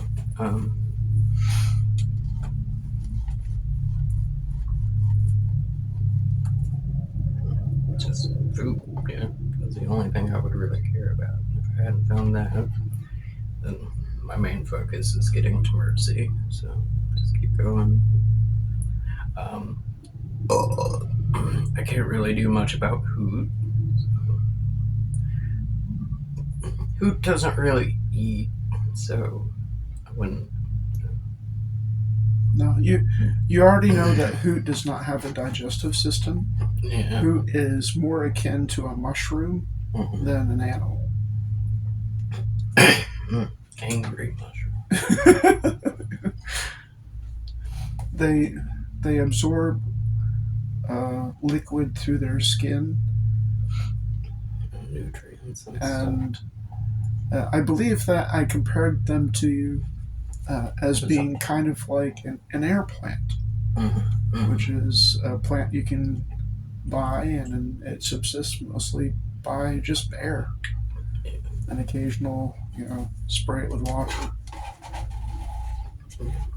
Well, I do remember that. So, yeah. Really need to. Got that ball bearing. Anytime Hoot seems to cover a lot of ground, aside from that one interaction where you found Hoot under truck. Usually what happens when you bed down for the night is, like you were in the tent, Hoot would show up, snurf and snurf, and apparently after knowing you're there, hoot at you a little bit, pat around, and then wander off, and you find lots of zombie carnage the following day. Definitely helps me out. Just, clearing a path, essentially. Still a little paranoid. That PTSD got deep. Who, despite a change in their behavior, looks monstrous. They're still fucking huge. They are very large. They still have a mouth ringed with daggers, claws, bulbous, white eyes, mostly black-blue skin, genderless, who doesn't have a dick, vagina, boobs. They're just kind of a thing.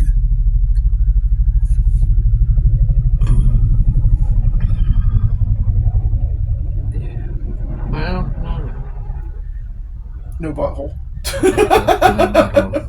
Because Hoot doesn't poop. They don't have a digestive system. Everybody poops except for Hoot. Yep, except for Hoot.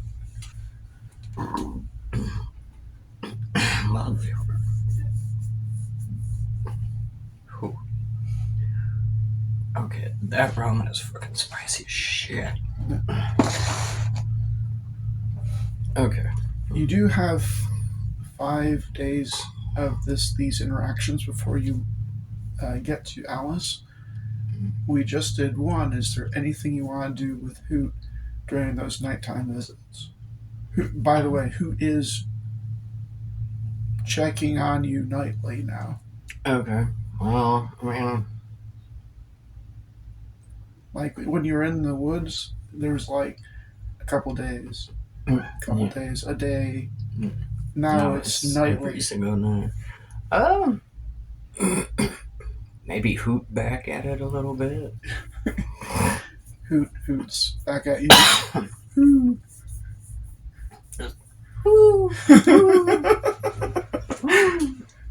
Fucking kind of, like we're talking a little bit.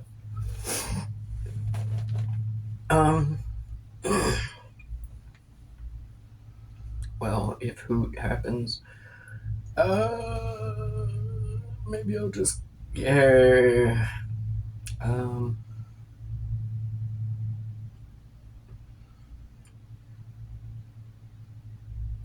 yeah, just kind of Hoot back and forth with it. I don't know if I'm in the touching stage yet. I don't think I'm ready for that, so I'm not gonna poop it on the snoot yet. Poop them on the snoot. Alright.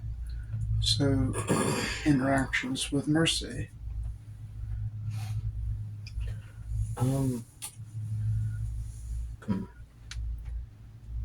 She's very curious about everything outside of her room.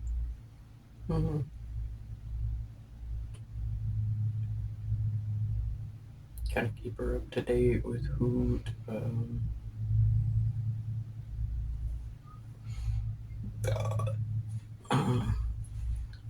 Kind of, I don't know about You've all never the heard Hoot, right? No, not that I can recall. I mean, Hoot's fairly good at killing things. I don't feel like it would be intelligent for me to.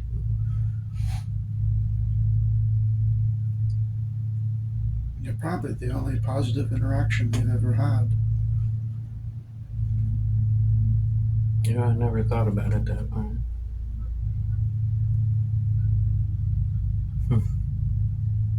That's fucking nuts. Alright.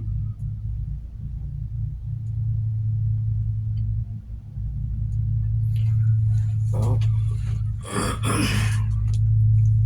I mean, I still. prior to meeting you, they were likely experimented on and stuff. So, just like myself, the only thing they knew about people was that people hurt. So, if you've never hurt Hoot, that's different. Hmm.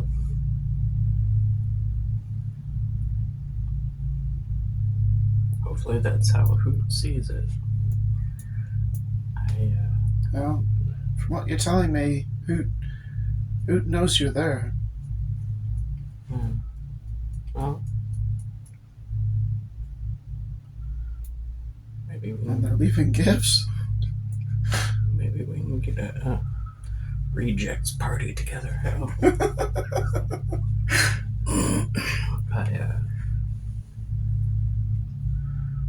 I'm still a bit cautious because, as much as Hoot may appreciate me not hurting them, Hoot can also turn these techno zombies into absolute pudding, and You see a lot of evidence of that. Like the entire trip to Alice City, Hoot doesn't show any sign of slowing down. There's just zombies are attracted by sound just like Hoot is. Zombies can also see. So Hoot is acting like a lightning rod for these things. Mm.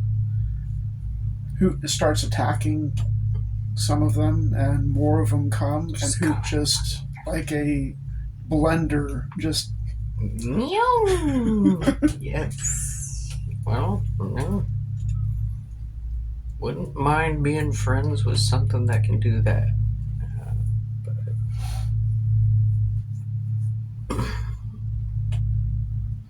But yeah, Hoot is fucking terrifying. Absolute fucking batshit nuts. Like, You're pretty sure that on some occasions Hoot has just picked up a car and used it as a club. okay, see, now, I mean, I was kind of wondering if, maybe Hoot was just like, I'm just gonna beat you with the fucking. Yeah. Okay. That would. It would surprise me, but with Hoot, no, not really. I mean, you've seen Hoot punch cracks into the floor of the pub. Yeah. Hoot is like you're seeing steel reinforced pub steel. Planetary like, drop ship lawn dart into the side of the planet steel, and so you're finding evidence of Hoot just like grabbing cars and just crumpling the shit. Yes. Keith. Okay. You're not quite sure because it's off in the distance, but you've seen some instances where you think Hoot threw a car into the woods. God. Well, seeing what they did to the fucking medical equipment, yeah, and yes, the fucking floors in that place too.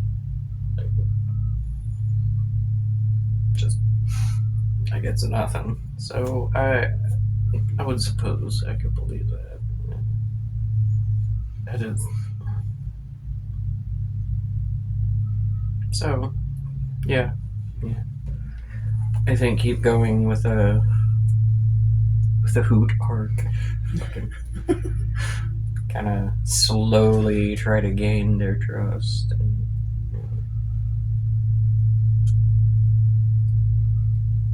So, what do you do along those lines? well, I mean, it's a slow process. I mean, how many days do I have going down this 5. road? 5. I don't know if 5 days is. Maybe on the first day, like, hoop back or something, keep going with that, and then maybe I did maybe one of those times, like, towards the later part of the journey down the 79 trade route.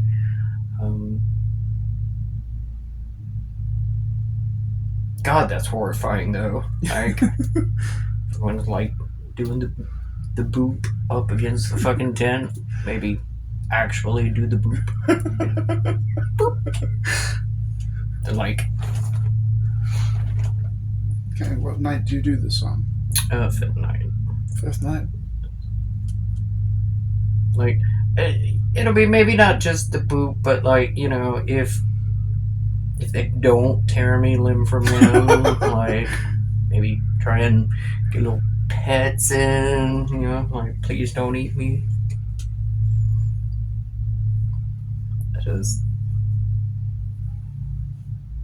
I can't imagine I would be that quick in, watching just absolute carnage from something to, like, Free Willy! Like riding it on the back and shit, I don't know. No, perfectly understandable. In the pub, Hoot was trying to kill you, but that was also in the pub. Yeah. And this is something that you and Mercy discuss, is like, when you were in the pub, you were just another person who was no different, possibly, from the other people that were hearing Hoot, and who had no reference otherwise. Sound in the pub meant bad. Sound in the pub meant pain. Yeah. Because pain would always follow sound. Okay. The scientists talking, the machines whirring, stuff, pain. When they get out of the pub, there's all this noise, but no pain. Okay. Yeah. Well. And they're following you from smell. And they recognize that, but now exposed to something new, and this is what Mercy's outlining, now exposed to something new, it sounds like who doesn't associate you with pain. Like, you are not pain.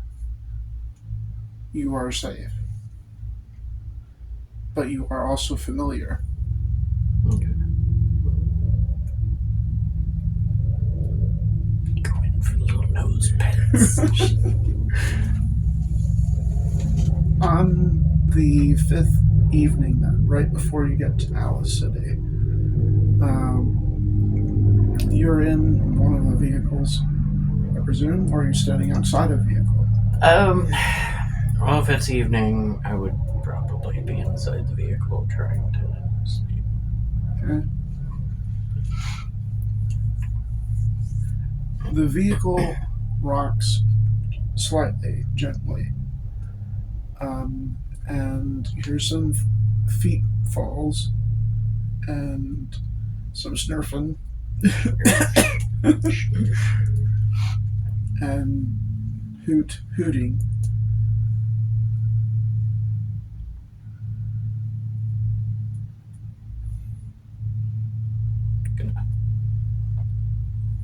check, make sure it's Hoot. I mean, you know, I'm It's pretty Hoot. sure it's They're, fucking Hoot. and but- they're just outside the vehicle. Gonna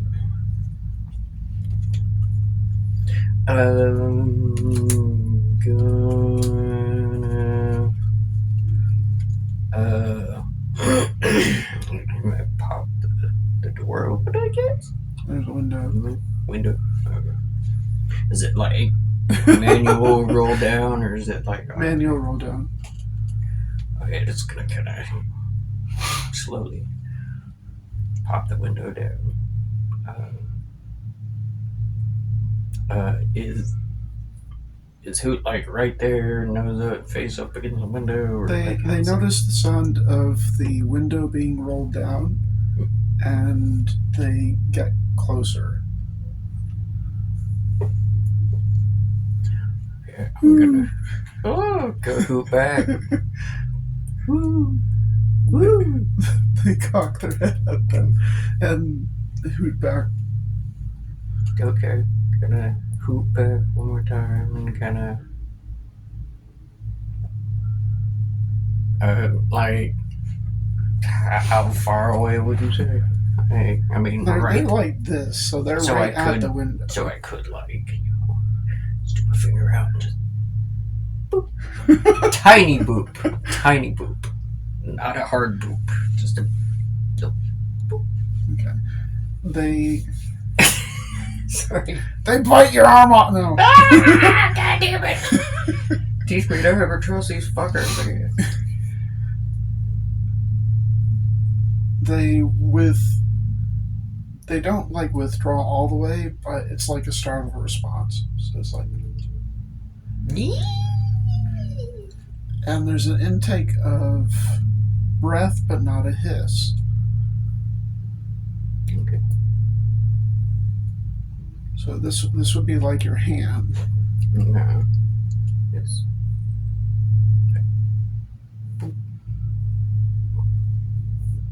Gonna go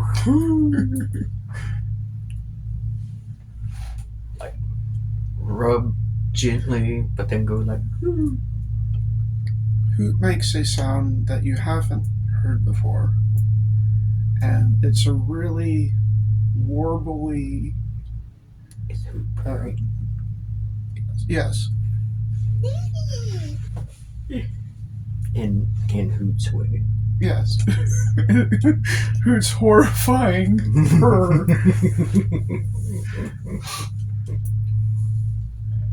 Awesome. So they're kind of leaning into the pets. Hoot is slimy, squishy.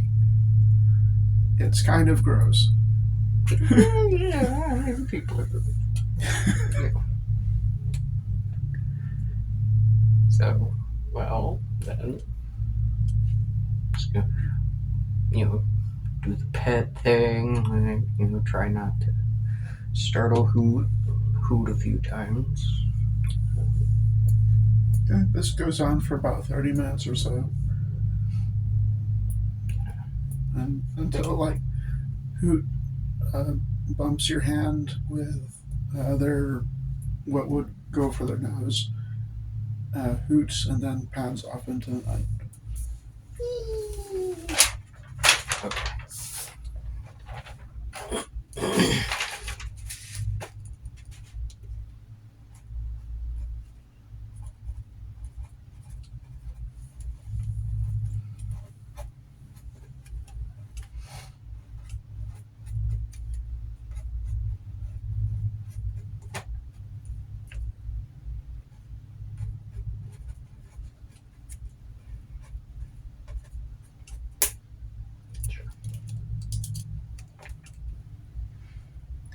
Is there anything else you talked to Athena about?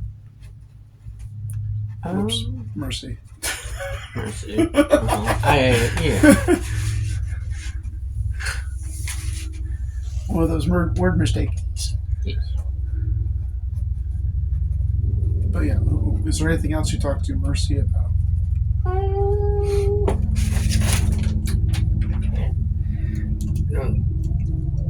Do you have any special someone waiting for you? Not that I can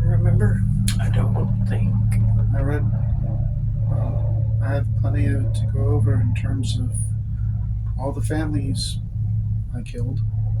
So I know that's a thing with most people. Yeah, well, I mean, That waiver's a lot, by the way.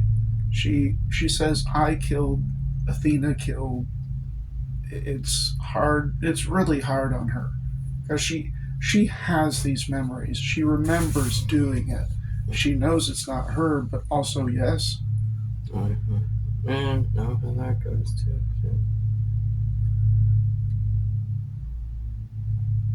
Do you have any buddy special? Or did you? No, I was mostly alone. I mean, I dealt with people because you kind of have to, but that's I hadn't found anyone like that.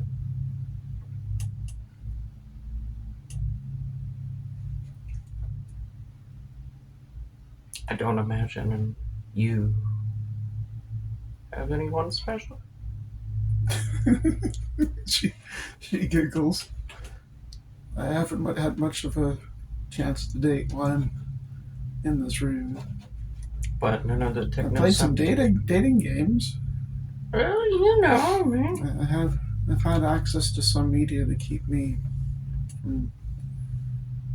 keep me a little busy.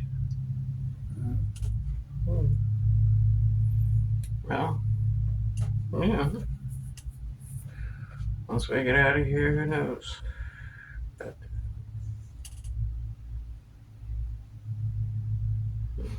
other than that, she just talks to you about like what's a pizza, stuff, various other things that. I mean, she knows what a pizza is, but what's it like? That kind of thing. Yeah, like she's learned about, but never really experienced. Right. The difference between seeing a video of a hamster and holding one. Gotcha. That kind of thing. She has lots of questions because you're the first person that she's talked to in 40 years. Because by the time that the 3D printer made her, there wasn't anybody left.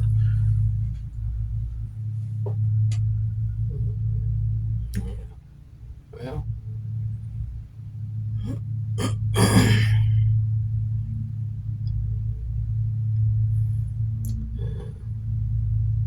shit. Well, it's, I mean, yeah.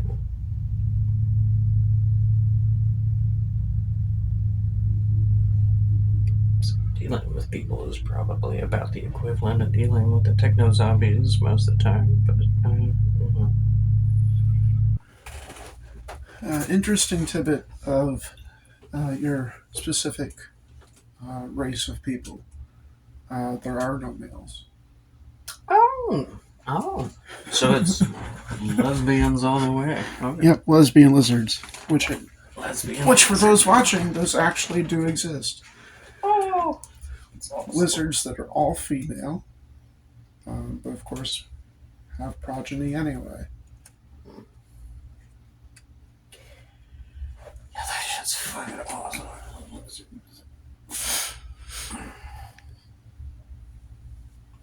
All kinds of crazy things out there.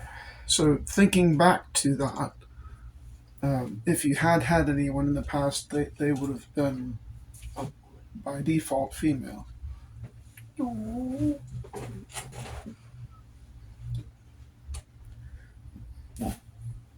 You're a race of titty lizards.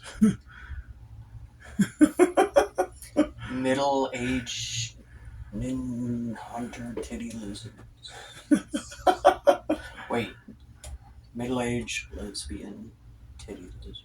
Yes. Okay, here we go. Middle-aged lesbian. Lizard titty lizards. Titty lizards. Lizard Yes, twice, okay, it's whatever. a fucking tongue twister. middle-aged lesbian titty lizard. Middle-aged lesbian titty lizard.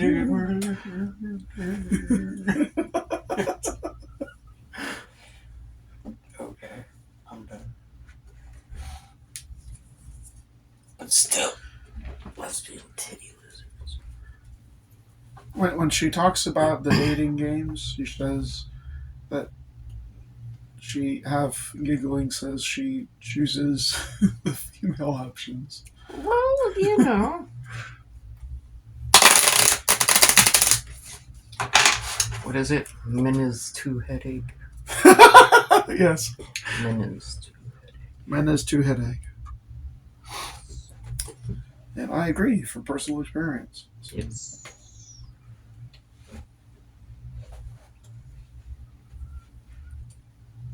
Done that, got the t-shirt.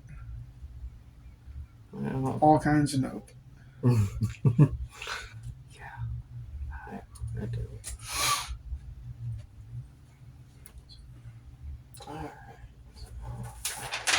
Is there anything else? Is there anything you want to say or talk to Mercy about? At this point, mostly, just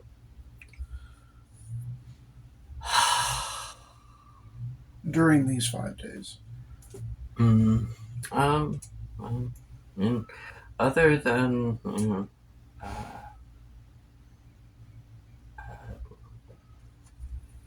pretty much like had the major discussions that I was thinking, like, so it's,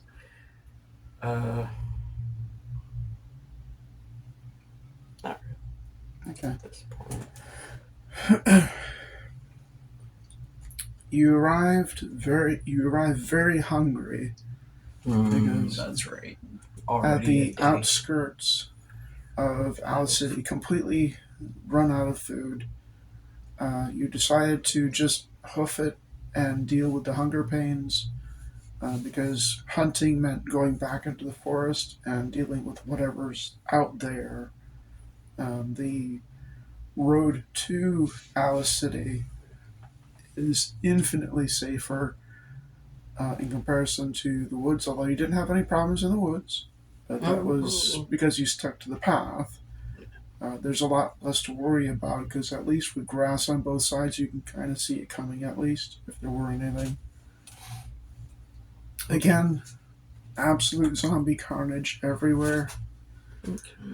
By the time you get into Alice City, you're just finding piles of mangled... You've already been through here, huh? Okay. Piles of mangled techno zombies. You do see some, like, off in the distance. Do a opposed action mind check. Actually, tracking. Use tracking.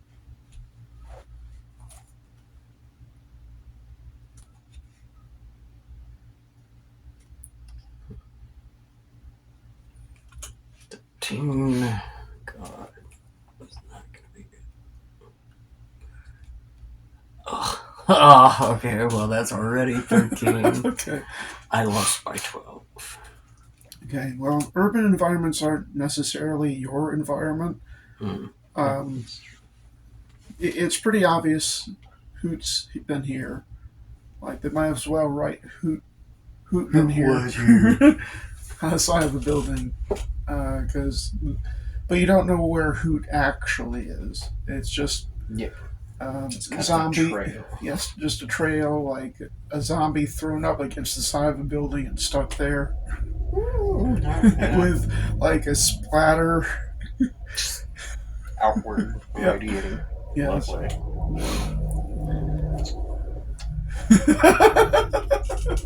Chef's kiss. And you're on a road, so like one of the first things you see is their equivalent of a 7-Eleven. 7-11. Alright, we're going out. We're gonna find some Macho Man Randy Savage, Slim Jim, Oh, there you go. So, and you know, or the equivalent in this universe. Okay, so, Super Meat Stick. Super meat stick. Or SMS. And there's plenty of them.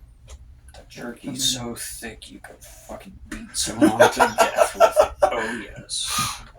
There's the things that could spoil are obviously very spoiled, but things that would normally survive long storage, like beef jerky, because dehydrated, it's probably seen better days, but it's still evitable. You can write as many as you want of those things. They have like at least 50. So, 50 super meat sticks. Get a meat stick launcher. Yeah. Freeze them, use them as crossbow bolts. Yeah, definitely. Jesus Christ. The worst thing to get hit with. Fucking frozen ass meat stick the size of a baby's arm. Speaking of which, it rapidly becomes apparent how total and brutal the annihilation of Lacanus's populace was. Not just smearing zombies all over the place, but the people who became zombies, men, women, children. You even see dead zombie babies. Oh.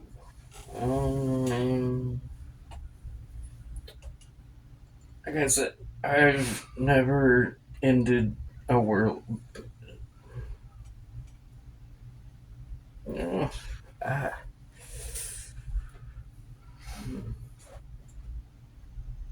I think I And of all types, not just humans, bird people, lizard people, other peoples.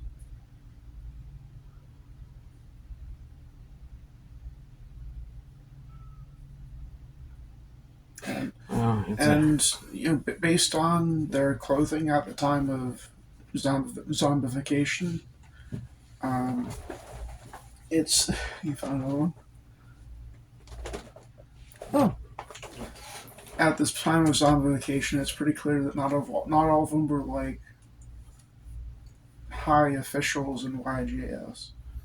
It's like the post person, the person who works at the 7-Eleven, a family that might have just been out at a restaurant.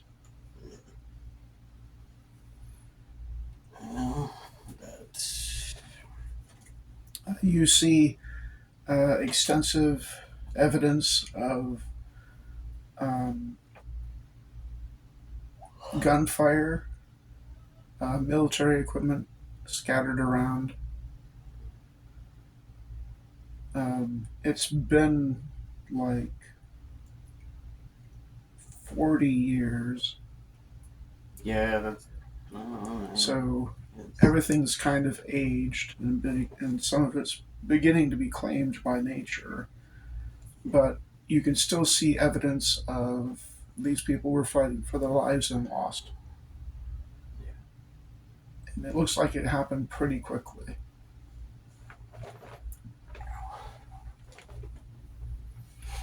I would imagine. And She was particularly nasty. Just a guess from what you are seeing, and you have plenty of time to observe. So this isn't a roll. This is you are wandering through the streets that you know are safe because of all the dead zombies all over the place. And you're pretty sure that there were scenarios where a family member would turn into a zombie and then kill the rest of their family. Yeah. So you do see like you come across a car. Looks like they were in the process of trying to get out of the city, and there was a family in there. The rest of the family's been torn apart, and there's like one hole through the passenger window where Hoot reached in to squish the zombie that was still in there. Mm. Mm. They killed the rest of the family.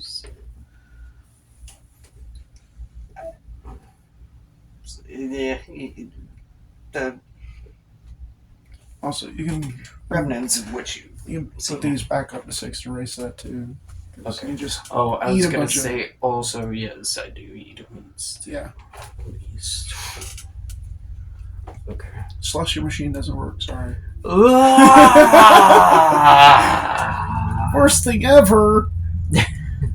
Their card readers Fuck down. this planet. It sucks. Take I was off. okay with the zombies and mutations and shit, but no slushy machine. Fuck y'all. We should take off and launch or nuke it from orbit. Yeah. So essentially, the aftermath of a zombie outbreak, Right. and then who? Okay. See, well, I mean, When you get to the city and start walking around and all this, you're still talking to Mercy, and she asks, "How does it look out there?" it does look like a zombie outbreak. I mean, it looks like what I'd expect from a biological weapon that,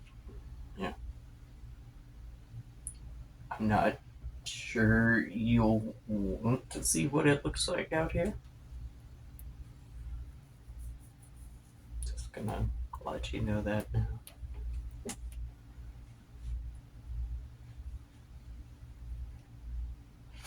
If you are truly a different person from the person who did this, and I'm using the term person because for all intents and purposes you are a person. You seem to have a conscience, you seem to have thoughts, ideas, emotions. Then if you are a different entity, person, whatever you want to call it, from what did this, then this is gonna hurt. I'm just gonna say that now. I mean, it's awful. Her voice cracks, but not like distortion, like she's crying.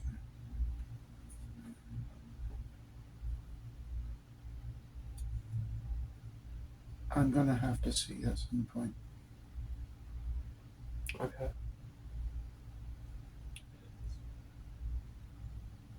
I mean, I understand, but just be easy on yourself.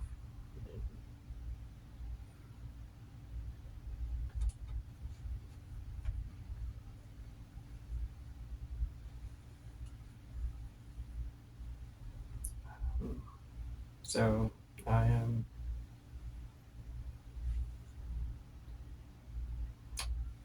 not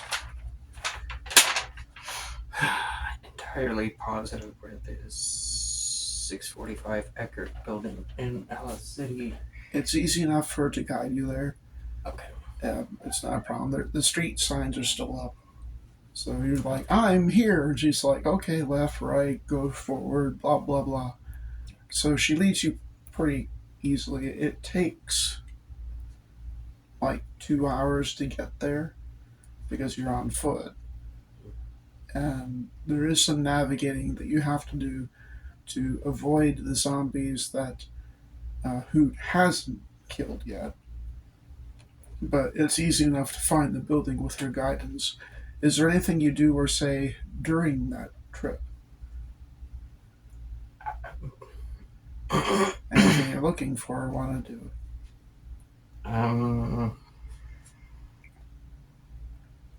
Working slushy machine. But other than You're that, shit out of luck for that. yeah, I figured as much. Other than that, I mean, ice cream maker at McDonald's is broken again. Fuck. yeah, well, you know, been broken for 40 goddamn years. Yep.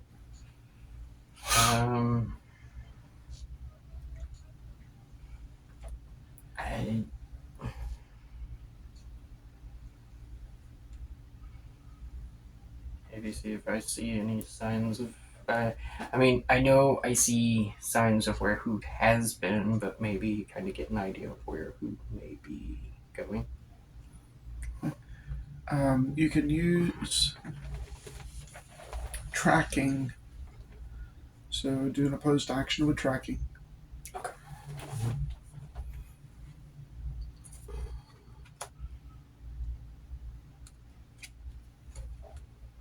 15.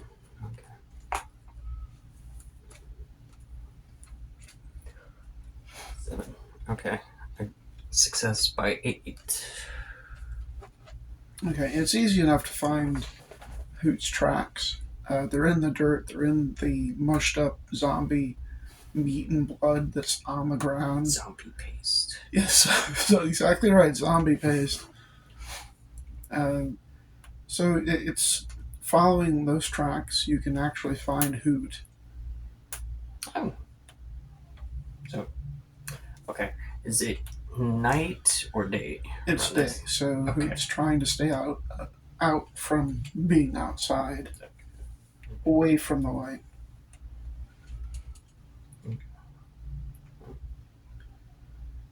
You find the tracks kind of lead into a clothing store.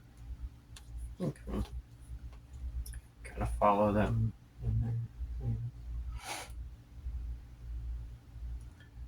It's not a very big store, so you see them in the back of the store because they're big, and they're back there in the darkness, just kind of crouched down a little. Oh. They hear your footfalls and ooh. Ooh.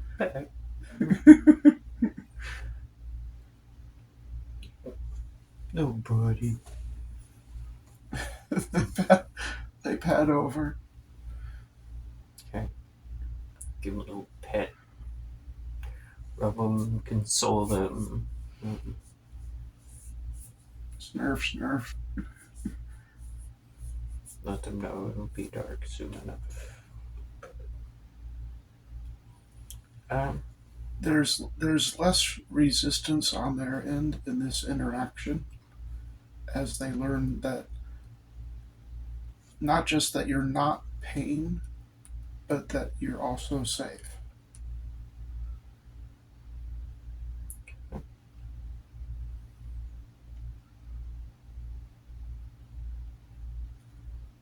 Just kind of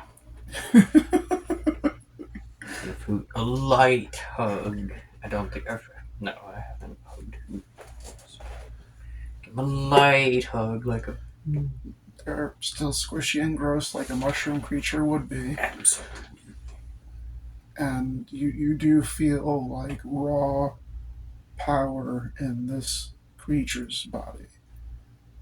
Like insane, nightmarish levels of strength. They're squishy, but under that squish, it's hard as steel. But they lean into your hug. Fucking amazing. Love it. Alright. I'm gonna say my goodbye to Who for now, and then okay, go back out and yeah, so I'm near the building, the Eckert building. Right, it's easy enough to find because she's guiding you there. Okay. You get to the Eckert building, again, more carnage. Most of the buildings themselves appear to have emptied out as people were fleeing. So if they got attacked by zombies, it would be in the streets. Okay, so there wouldn't likely be too many zombies inside No. just hanging around. No. Okay, good. So a good portion of the city tried to evacuate to the YJS factory. Mhm. Failed, but that's why all those cars are piled up out there. So there aren't any zombies in the apartment complex. Okay. Well, Elevator's not working. yeah, that's about fucking right. So you have to walk your way up to the 6th floor. Did you write down the beef jerky? 50 meat sticks. Okay. Super meat sticks. Super. Alright, you find your way to Eckerd 645. A schmeat stick. Okay. So, I guess I'm going to get Mercy on the thing. Say, so, I think I'm outside your door. Did you bring pizza? Um, She giggles. I brought some meat steak.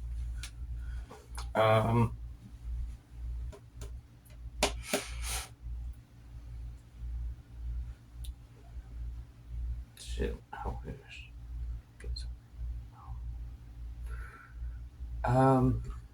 Going to. I'm not human, Pyre. I understand that. I mean, technically, I'm not either, but Oh, you know what I mean.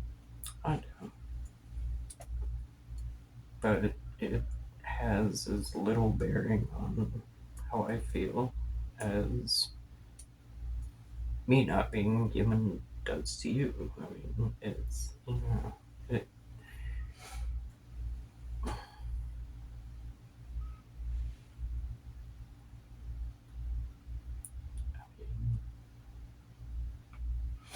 I'm not exactly sure what to expect, but like you're sentient enough, and you're not an asshole, so She giggles at that.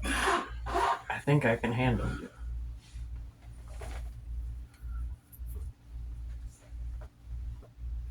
So, how do I get this door open? The door itself, I can't remember how we handled it in the previous campaign, but there's, I think, I think it was what was it?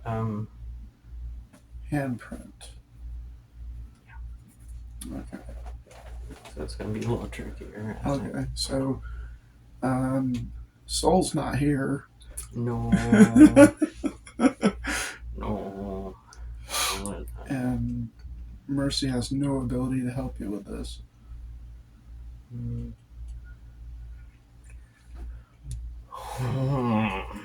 Well, I mean,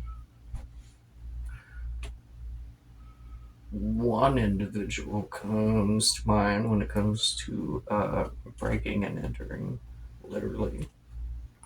Right, but it'd be really hard to communicate that to Hoot. Yeah. It'd be like asking a dog to open the door for you. Doesn't necessarily have to open it in the traditional sense. I mean, Right, but a dog would be like, "What's a door?" well, whenever we were in the pub and I needed to get in somewhere, I mean, my typical strategy was as long as Hoot's nearby, throw a ball bearing at it, or 3, or whatever. Right, but now Hoot associates the ball bearings with a person they trust. Alright, okay. Well, I don't know. I figure maybe one for the old days or whatever. Fucking, which was what, 2, 3, Oh wait, no, like It's almost 12 been 2 weeks. Yeah, okay. Huh? I guess that was 2 weeks ago. Alright, well, I mean, I don't understand how Hoot's intelligence system works, but I figure maybe. But,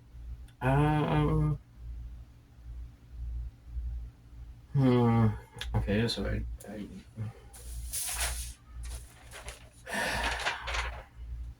crowbar, hacksaw, screwdriver, can opener, or wrench.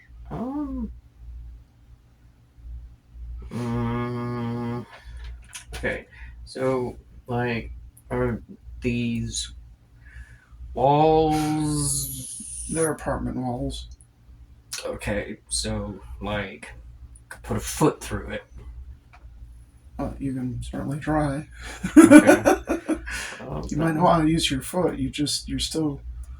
Yeah, I mean, I got. But I mean, you're not in the pub energy, anymore, where everything is made to survive atmospheric entry.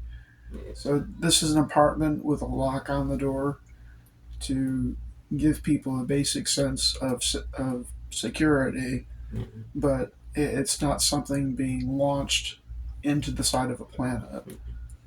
Well, I mean, it's what is it? Walls. Doors are for people who think inside the box. People who think outside the box make fucking holes in the walls. Who needs a door? Exactly. So I think I'm going to. Okay, crowbar. Crowbar works. I will take the crowbar and I'm just gonna start. Opposed action and add your body to it. And any hand cards you have to, of course. Okay, 8, 6, 3, 9, 8, 17, 18, 9, and 2. So, success by 7. Yeah, easy enough. You crack the door open. Well, the wall. I'll go through the wall. Okay, so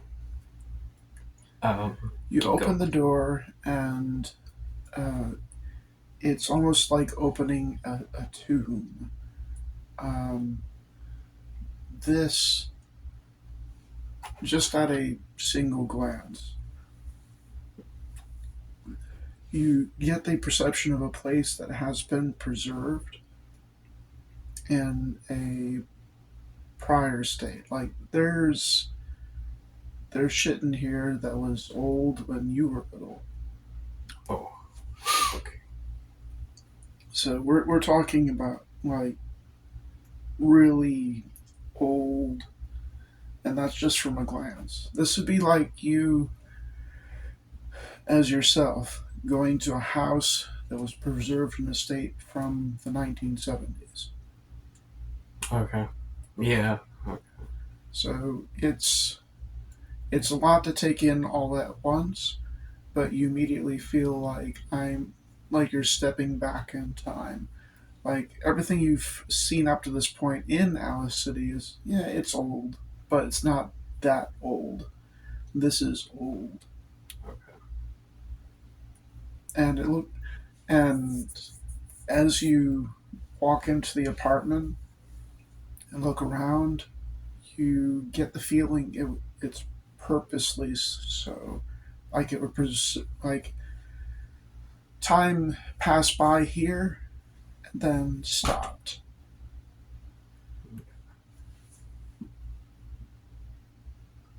So that it's dry, musty, dust.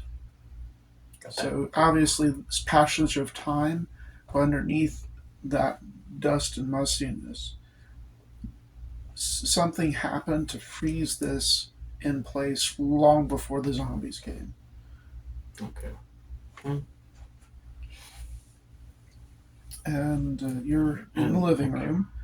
You can see a kitchen that's a part of the living room, a bedroom off to the right, and has a bath adjoining it.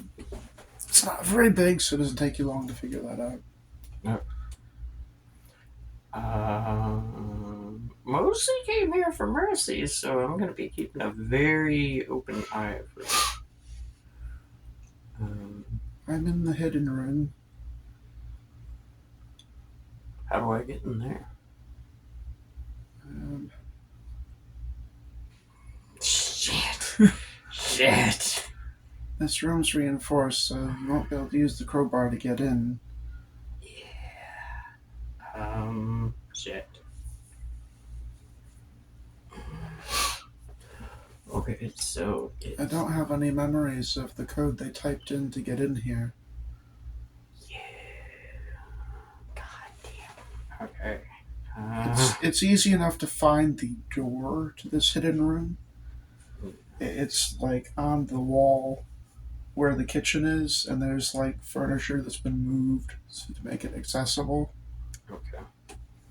But there's like Yeah. I believe there's a small keypad or something. That's how it was accessed last time. But it's, I mean, I don't remember a goddamn thing about what the password is. And you wouldn't. Like, I mean, this is not my house, not my secret room. I don't know shit. Okay, so I will, tell Mercy that I found a keypad and that I have no idea what I'm looking for in terms of passcodes. It might have been written down somewhere. I don't suppose you see any sticky notes. I am going to look for sticky notes. There's no sticky notes. Just out of Serious, principle. there's no sticky notes. Just making a joke. And that kind of morbid funeral humor. Well, I mean, I would still very much so look for a sticky note regardless. I say,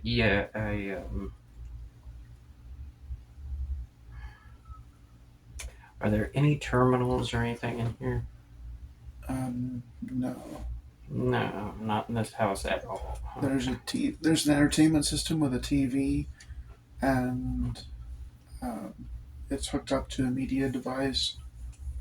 Turn on the TV. Okay.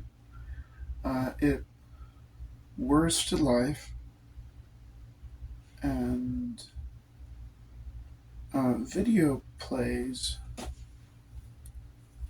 Apparently, it's the last video that was queued up into the entertainment system. And it's. Let's see.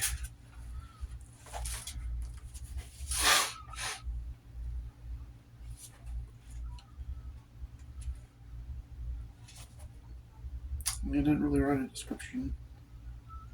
Essentially, you see a video of Soul, a human woman. Okay. Yeah, I didn't because interacting with what looks to be a little robot with a TV for a head. Okay, so like medium build, blonde, what was it? Dark hair one, blonde one, something like that. But yeah, I need to get better in my character descriptions. And you see, video of them at the park, little TV robot, and I'm assuming you're talking to Mercy about this as you're watching it. So that's Athena. No TV. That's Athena in better years before she was abandoned. Before we were abandoned, something. I remember.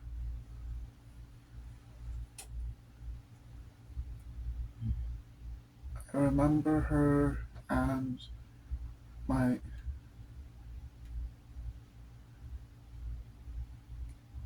I remember her and my father separating over how they wanted to raise me, and um, she found out that I'd been like killing squirrels and pigeons Oh, yeah. and hiding them behind the refrigerator, and instead of being a parent or something, she left me with YGS.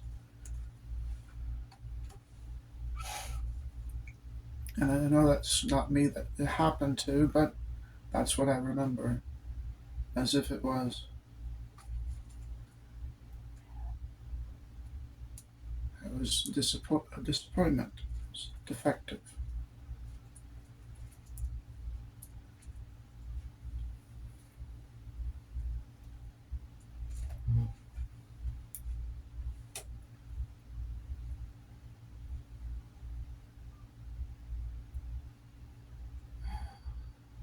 The video itself doesn't have any of that pain, tragedy, sadness in it. It looks like healthy interactions between a mother and her creation. Playing games, um, going out to the park, feeding the squirrels, watching movies and stuff together.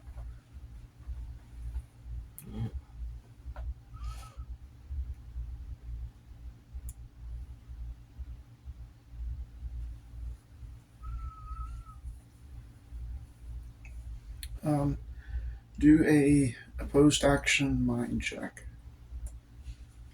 Section.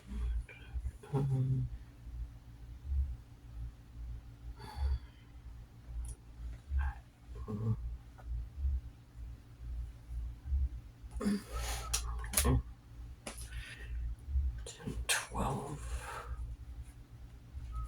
It's probably not good.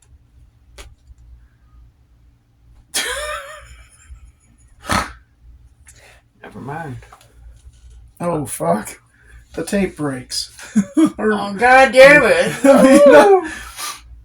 It's not a VCR tape. I mean, you're watching a video, and the video entertainment media player shits itself. Like, absolutely shits itself. You hear something pop in it. Oh, it's and fucked. Yeah, it's fucked. Pop in it. You see, like, smoke go out the side of it, and the lights on the front of it go dead. It is... I think I broke it. No longer working.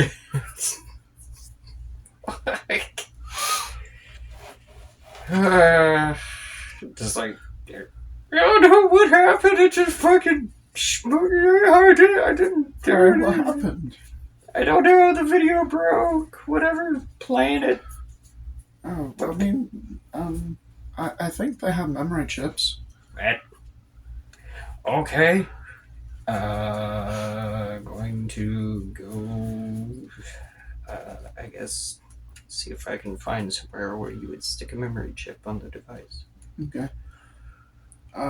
Easy enough to find it. It's like a basic electronic, or it was basic for its time anyway. So there's a little flip door thing on the front. There's a memory chip. Oh, okay. Definitely gonna grab that. There might be something in the video. I don't know. I mean, you weren't able to watch it all the way through before it imploded. Yeah. Were you able to watch it all the way through? No. All right. Well, I mean, let's try that then. I still have that. What is it? That intercommunications device from Peter Feathers. Yep, you sure do. Does that have anything on it that looks like it might? Yes.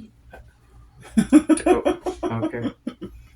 Then I shall boop away, I guess. Alright, so maybe this time it won't explode. Another mind check, opposed action. Don't pull another Joker. Hey, if I do, I mean... It's destiny at that point. I can't, but, I mean, if I do, something hates me. I got 13 plus 6, 19, 23. I mean, I got it. Yeah. Okay. Beat it by 15. Okay. Part of what helps with this is that the technology of the communications device is newer, so the resolution is better for the video file. Okay. So instead of this warbly old-ass TV that you're watching it on, you get a much better resolution. It's smaller, of course, because it's a communications device. Plus, it's easier to interact with. You understand the controls better than whatever the fuck that thing was. Yeah. I don't even know what the fuck that is. Nope, not really. It's fucking ancient technology. It's like today's kids going like, "What's a floppy disk?" And then just like going into PTSD flashback, like. I used to have to swap 5 of these damn things just to play one game. God. Want to save the game? Different disc, bitch. Oh yeah, yeah. Fuck. Breaking Bad. So, at some point in the video, you do see a very short segment where Soul is, and you wouldn't. Well, actually, Mercy said Soul, right? Mercy said Soul. Okay. You see Soul interacting with the keypad before they like take That's TV Jesus. Okay, into the hidden lab and like doing things with TV in there. And TV like being little tiny TV. Yeah. What was her name again? Athena. No. Or Blackjack. Soul. Wait. Oh, Pinico. Pinico. Being Soul's Pinico. Running around on her lab desk, you know. Little tiny feet! Little teeny tiny feet!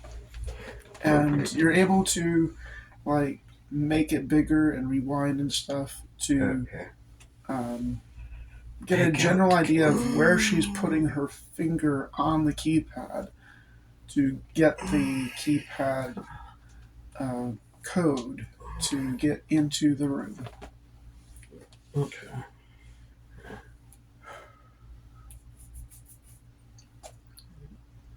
The door to the lab, like,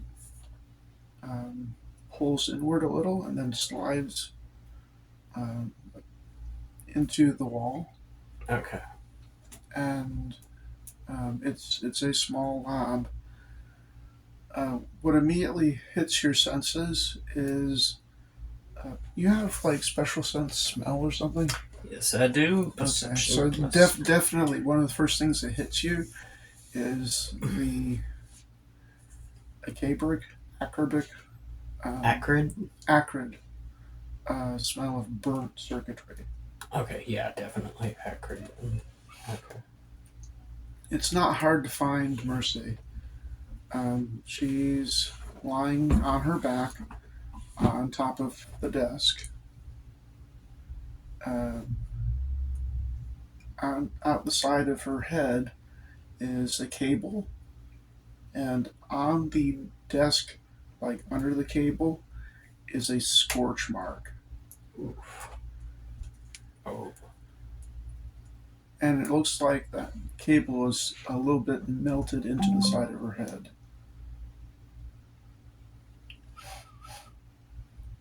Okay. Her body looks different from TVs.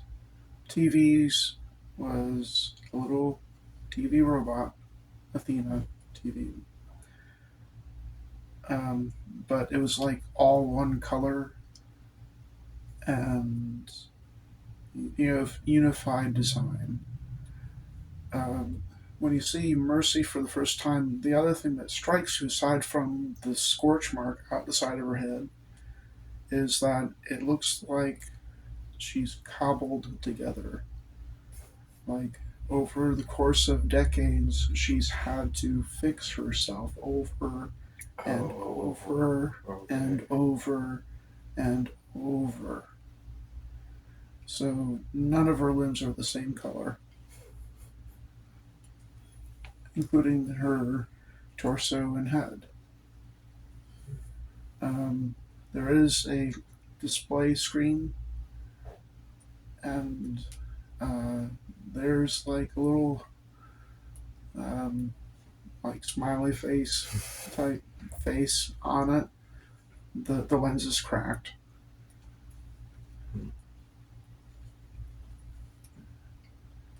Um, when you look around the lab more, you see it becomes very apparent that for the last 40 years, she hasn't just been stuck in here, but try, desperately trying to survive. It looks there is like one window of sorts. You can easily see that it's meant to be a hidden window. You guess if you were to go outside and look, it would look like a wall, and the window itself is like glass this thick. You've seen that before, back in the pub. Mm. Oh yeah. Okay. So it's glass, so it'll let light in, but it will let nothing out. Okay. Up against the glass is a solar panel. On the inside. Yeah. And leading from that solar panel. Oh wow. Yeah. Okay. Leading down from the solar panel is some wires that have been jury rigged to a bunch of batteries. Mm. Yeah. And a little, like, and hooked up to that is like a little chair. Oh. Which you assume is where she would usually sit to charge herself back up. Recharge station. The cable, which is burnt, leads from her head down the desk to a much larger computer. Ancient, also jury rigged with a bunch of shit you do not understand. One of them is a communications dish that has, with like pipe cleaners and popsicle sticks and various other shit. They're put on top of a miniature tower, and there's stuff like that all over the place. With her size, this room is the equivalent of a small town to us, and she has utilized it as such. So, because this has been her world for 40 years.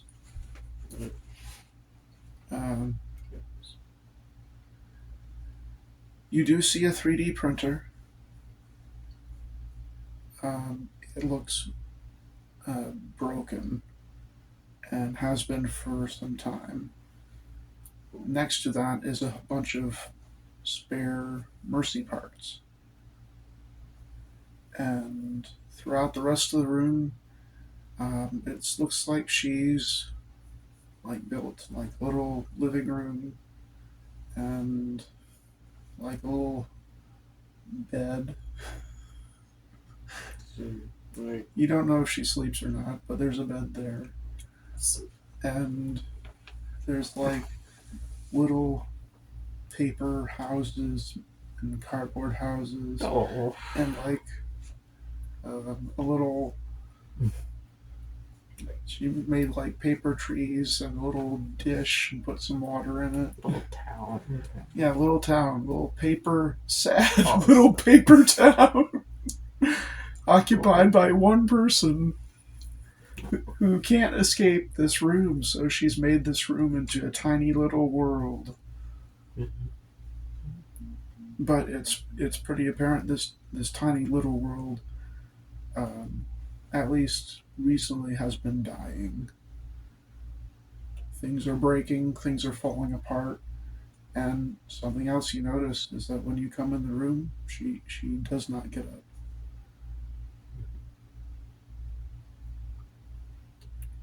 Hey, Pyre. First thing we're gonna do is go over to her. You okay? Oh, I've had better days. I can see that. I'm sorry. You're a pretty lizard. You're pretty small. Yep, I'm tiny. Yes. I can see why you might have trouble reaching the door handles. She's like this. God damn it. Yeah. Well. Not far from her, you can also see the communicator on her end. Again, just it looks like she took apart a radio or something, and it looks like it's been left on since the last time that she talked to you before you escaped the pub. Oh, okay. It's been a couple weeks. Yeah. That she's been paralyzed. Yeah. Shit.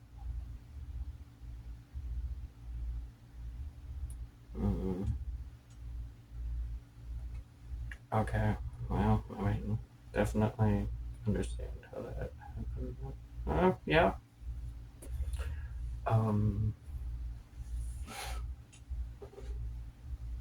So I'd get up, but I can't.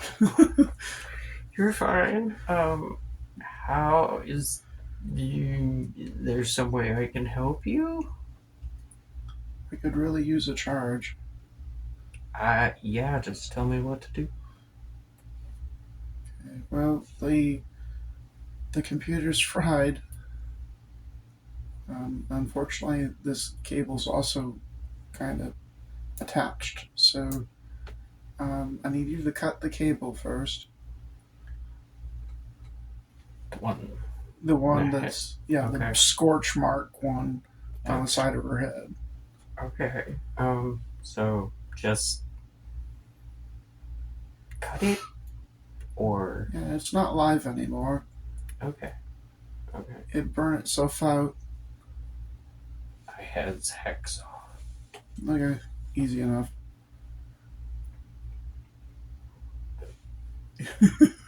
Sorry. Cut the cable out. Alright, so she's separate from the cable. Okay. So now what do? Just pick her up and cup her in my hand. Yep, you pick her up. She's like a marionette. Kind of whatever she needs me to do. Can you set me on the chair thing? Yeah, sure. Okay. On the chair, there's the seat and there's like a peg. This I need to set you on this. Yep. Plug me in. Woo! Okay. Oh, senpai.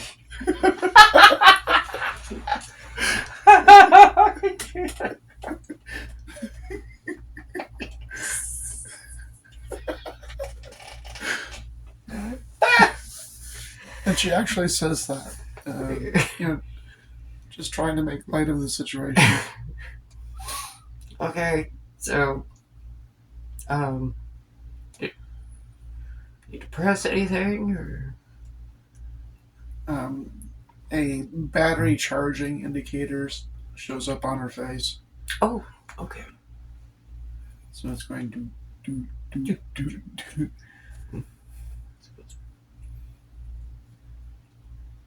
And so this should just charge you up then? Hopefully. Yeah, my internal batteries aren't damaged. Just Okay. most everything else. Looks at this place, it's kind of amazing you survived this long. Yeah, welcome to my home world. Home. What world? Oh, dang, yes. Well, it's cozy.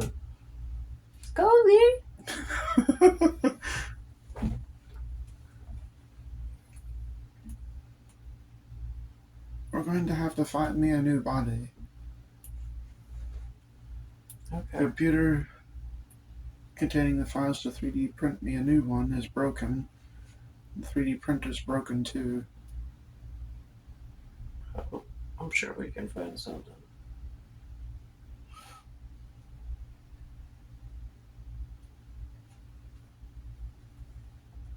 So, 40 years, huh? Yeah, 40 years. I've tried to keep myself busy. Oof. Well, I can kind of see that. You got some little houses here. In the context, it's really sad and depressing. But she's made the effort to make it as detailed as possible. So it's not just like a paper cut out of a tree. It's like she took the time to make individual branches and leaves and shit. Because what else is he gonna do? Yeah. Well, amazing. And there's like plastic ducks in the pond. I want a plastic ducky. They're like super tiny, but they're floating around in it. That's awesome. Looks like she hooked up something to make like a little cardboard movie theater. Shit. Various other things. Just have like an iPad or something similar, like set up to be like the movie screen. Yeah. That's awesome.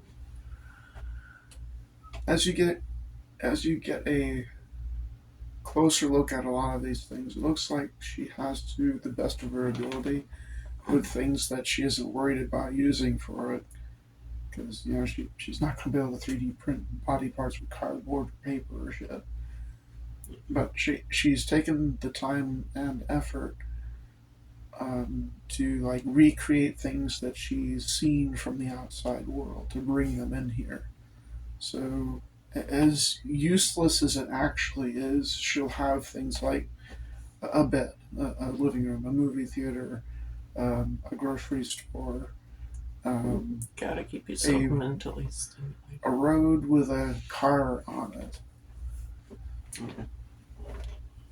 There's like little ladders that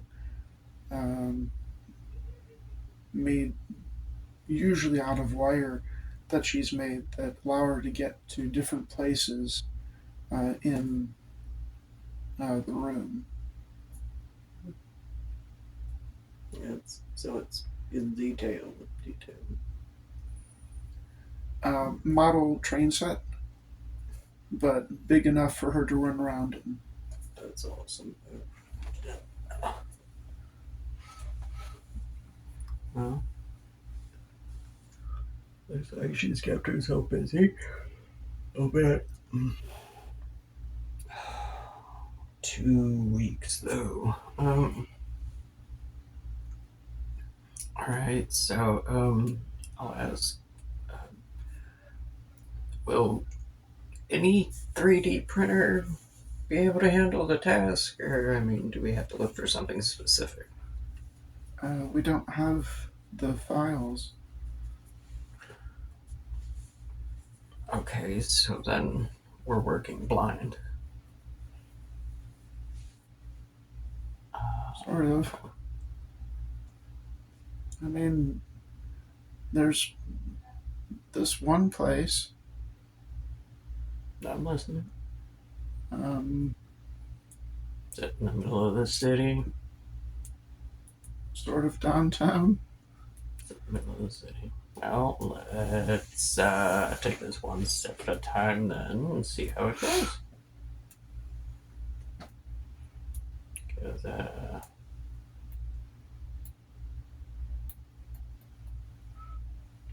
God damn. Okay. Well, I mean, at least there's who. So when she says sort of, do a mind check. So, 24. Or wait. 10, 6, 4, 20. 20. Oh, God. Failure by 3.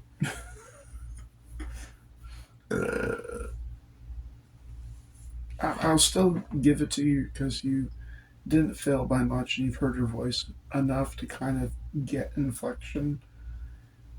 Sort of, yes, it is downtown, but sort of, I'd rather not talk about it. Like she's embarrassed. I mean, if we're gonna go there, we kind of have to know where it is, what's going on. Do you ask? I mean, that's.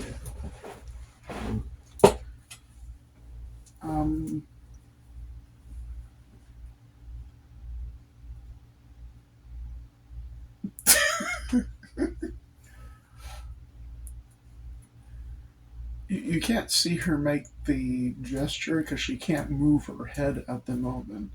But you get the feeling she would if she could. Like, she would, like, look away in embarrassment. Mm-hmm. And so what she says, it's a sex droid shop. Oh, okay. So, the latest model they had 40 years ago was the Fuckinator Supreme. Okay. And as far as I know, it might be compatible with my command unit. Okay. But it might work. We might just have to get you some clothes or something. I think it comes with some. Like, along with 10 vibration settings, apparently. Well, hey, oh man.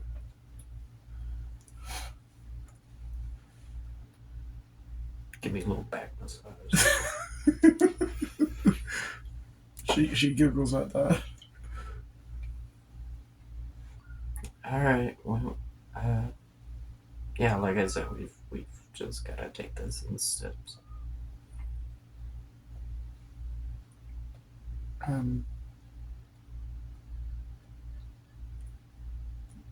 There is one last thing I need to talk to you about.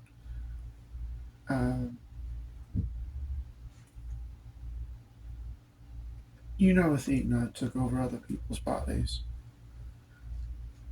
I read about some of that, yeah. Bad. One of the reasons she was able to do that because she had her own variation of the technovirus that allowed her to do that. Okay. So, when we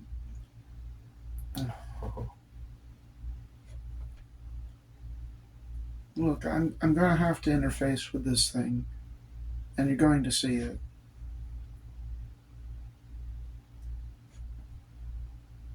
Most of the zombies are probably dying or getting squished by Hoot, but I myself am still a carrier. Okay. But it's different. It's not like communicable like the techno zombies. Okay, so I don't need to keep my distance.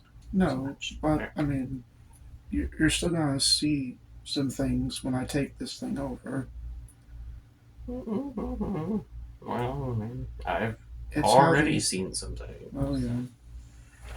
It's how the interface for my various, how my body works. That's why I'm able to just pull arms off and stick new ones on. Okay. Well, I appreciate the heads up. Be ready for some possibly disturbing stuff. It's still working with my command unit, but I've lost all. Well, it fried my torso and arms. I'm lucky it didn't fry my power feed, which is in my torso. It shouldn't be an issue once we get me plugged into the fucking 3000. Okay. But it apparently fried all my control units for my body.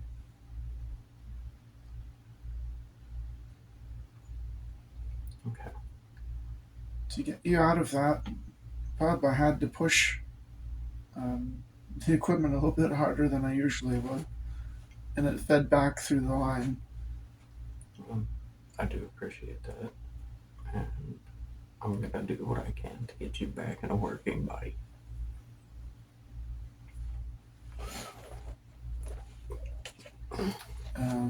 The charge indicator goes to full. Oh, so it's speedy charge. Yeah. And her, smiley face comes back.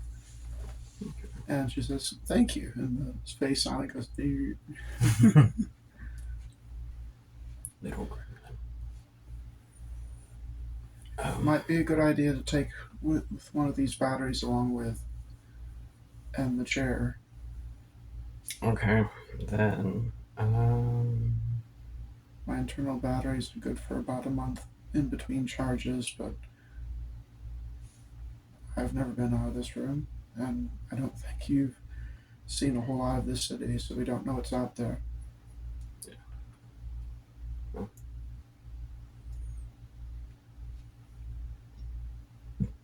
I guess we'll both be getting a good view of things. So I don't know how the chair and the battery thing works. You just unplug me. Just Yep. Oh!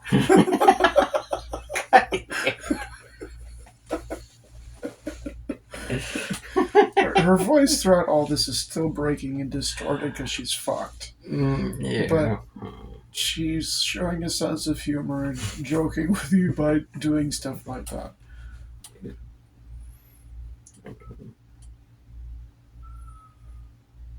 Well, then I'm going to grab. I mean, there's only one other battery, or are there multiple? There's like 10 of them in tandem. Okay, and how big are they? About the size of your phone. Okay, so they're not massive, but they're not tiny. Right. Okay. Maybe take like 5 and just kind of wrap them up and take them with. The interface with the chair. The chair is just a docking port, essentially. So it's just a comfortable place to sit her body while she's charging up. Okay. So there's no like internal mechanics per se to the chair. It's just something she made that it connect. So she doesn't have to like bend over, stick a cable in her butt. Gotcha. She can just sit on the chair and charge up. Okay. And the cable itself is USB cable. Okay. She's daisy chained all these things together in a very simple, basic fashion. So one charges, the next. Gotcha. Okay. So pretty simple to get these things backed up. Right. Alright, so you have 5 batteries and the charging chair and the cable. Yeah.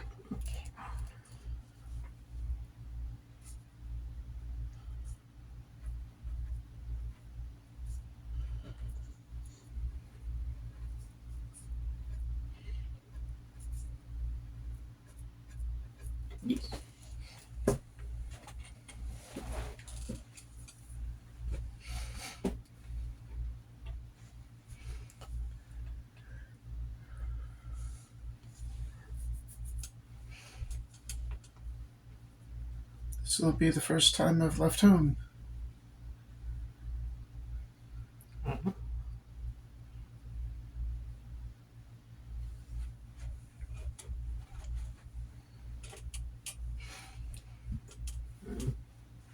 I'll be with you. You still hear her cry a little. Where do you have her, by the way? I mean, is she like, she's up mobile again? I'm just gonna. Well, she's not mobile. She's limp as a puppet. Okay, then I'm guessing you said there's like a utility belt kind of thing with the armor. Probably have her in an open pouch so she can kind of like see out of it. Like, to the front. Like, I don't suppose I can be closer to you. I put her on my shoulder. I mean, How would she hold on? well, that's what I'm saying. Like, I mean, I'd keep her out and about. I mean, serious? Okay, well, I'll. A little boob pouch with her little head sticking out. Yay, brew pocket! Yay, little titties! Yeah. Okay, well, so. And you, thankfully thanks to all the eating you've been doing, you've been filling out back to your normal self. Whew. Bigger lizard titty. Yep. Big old bitties. Got the two old bitty.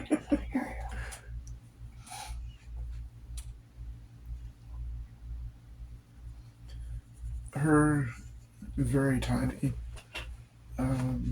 broken body feels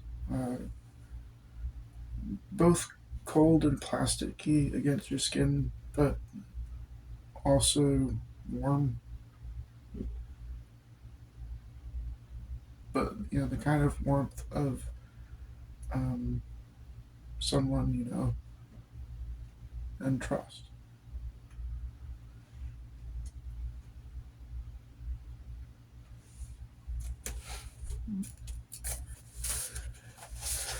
Getting to the sex robot shop, again, not an issue. She knows this city.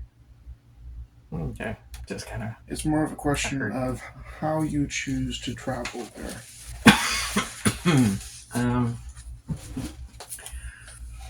Are you going to travel during? Are you traveling during the day or the night? Let's begin with that. Night. Okay. Especially if that's the only time that Hoot can come out. Okay. So, you wait some hours, and it comes nighttime. Not too long after the sun goes down, Mm-hmm. you do hear Hoot kind of prowling the streets. Okay, cool. Wow.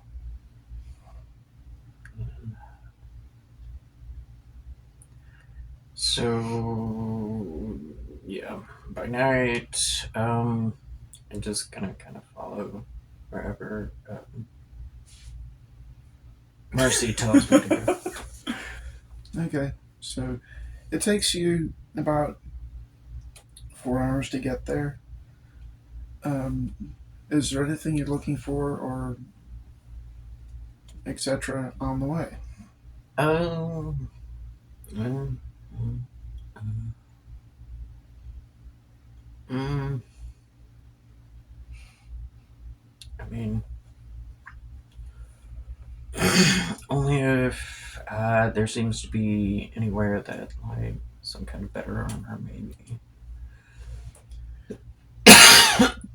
Not really a military town. That's kind of what I figured. It seems like they were more trying to. Right. People Armor per se, what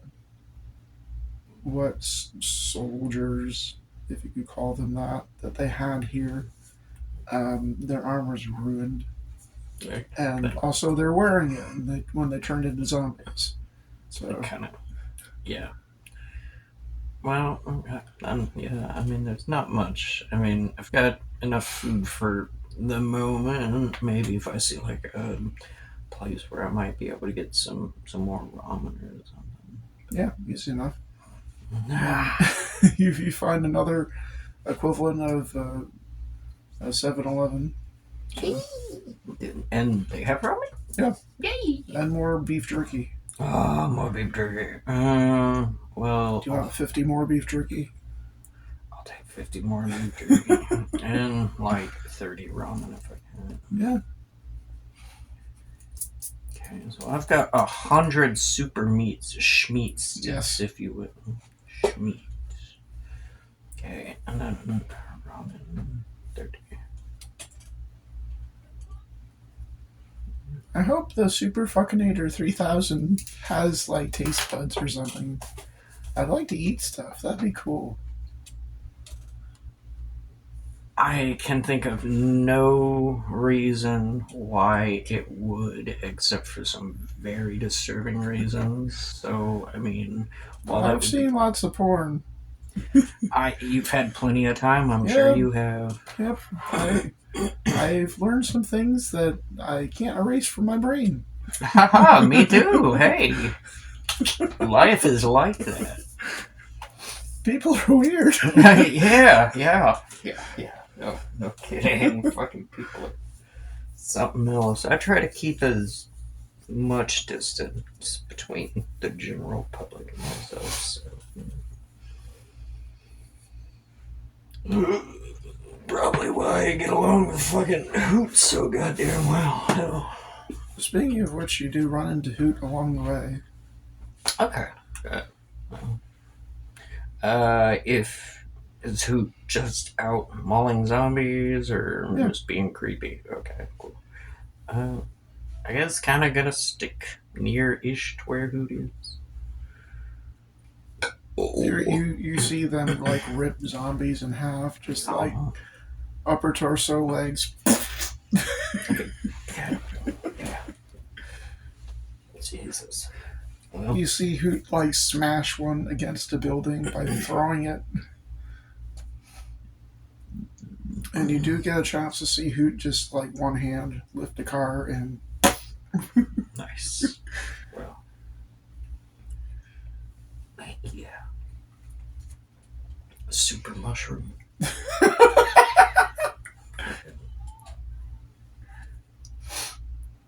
Well, so yeah, other than the ramen and the meat sticks, I think I'm good on anything else. It would mostly just be kind of, yeah. okay. You find the sex shop. It's downtown Alice City.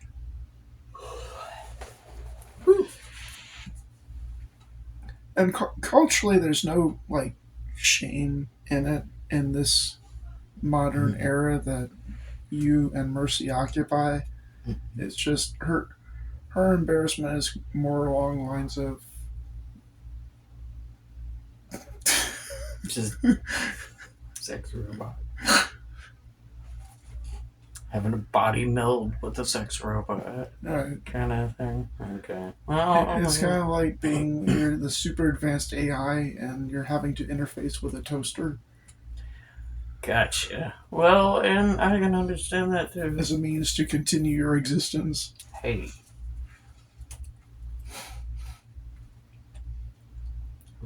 So you walk into a sex shop and it's very well stocked. Every strap-on, vibrator, dildo, pocket pussy, all those fun things. Just a pussy, tits with a hole, a foot. A foot. The vaginical. Yeah, the vaginical. And you know it is not just for humans. So there's all kinds of shit. There's stuff that you recognize. Well, It's like, oh yeah, I've used one of those before on myself and others, and had them use it on me too.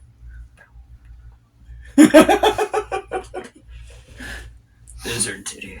Well, yeah. And towards the back, where all the sextiles are, you actually see a Super Fuckinator 4000. Oh, so we got a little advanced here. I didn't know they came out with that. Would that work a little better, maybe? I don't know. I guess we'll find out. So what would I do? Just hook her head up to the thing?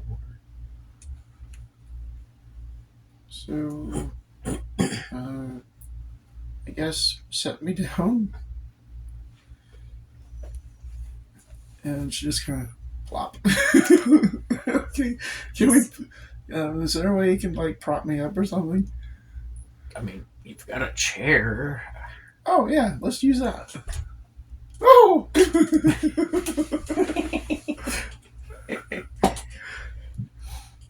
All right, so it weighs as much as a person. Oh, God. Okay. So, Because it's about the size of a person. It is a sex android. So it's supposed to be able to move and articulate and do stuff. So you open the box and do a do an opposed action mind check. okay, 12, 6, 4, so 22. 22. Cool. Haha. 22, 16, so got it by 6. Okay. It's trying to handle this thing without not entirely knowing how to turn this thing on. But you find the user's manual and you read through it, and apparently there's like, if you take the skin on the back of the neck and lift up, there's like an access port in the back where you can upgrade memory chips and shit. That sounds horrifying, but okay. It's gonna, yeah. So you Wait a second. turn the thing and it boots up. Its body stiffens for a moment. It boots up. Its eyes flicker open. Hello, I am the Super Fuckinator 4000. What is my name?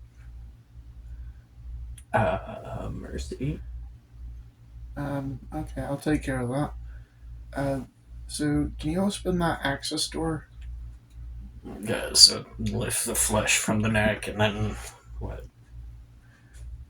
In the back of this sex droid's head is a little door, and there's like screws, which are easy enough. Use screwdriver, and then you unscrew it. It's fine. And after you get the door off, which is hinged, the screws are just meant to keep it from opening. There's a small compartment where it looks like there's various circuitry and some things that you can plug into the circuitry. Like it's a future upgrade expansion port, essentially. Okay. So later on when they give you the DLC, you can stick it in the back, so they can charge you even more. Get that gyrating poser. Yep, exactly. Jeez. Okay, well, in this case, upgrade it with a whole ass person. Yeah. So the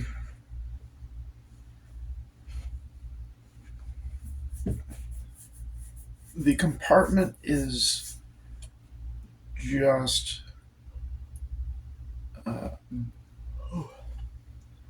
just big enough for her head and torso. She gotta drive it like a Mac. But you don't there's not enough room to fit her in there with her legs and arms attached. Oh no. Really? It's fine. I can't feel anything anyway. Alright.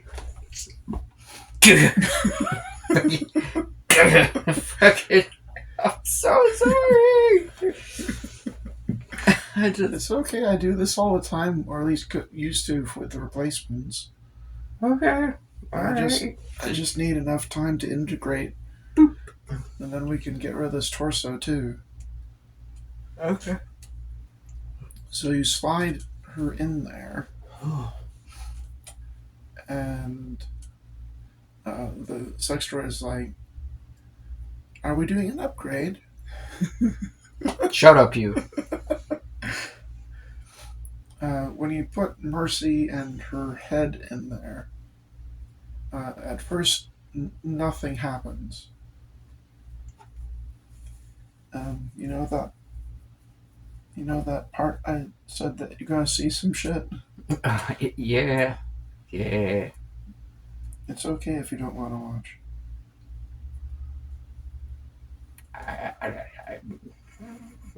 I've watched Hoot squeeze shit like it's toothpaste. I've been attacked by a fucking Peter Feathered motherfucker. I don't, at this point, whatever.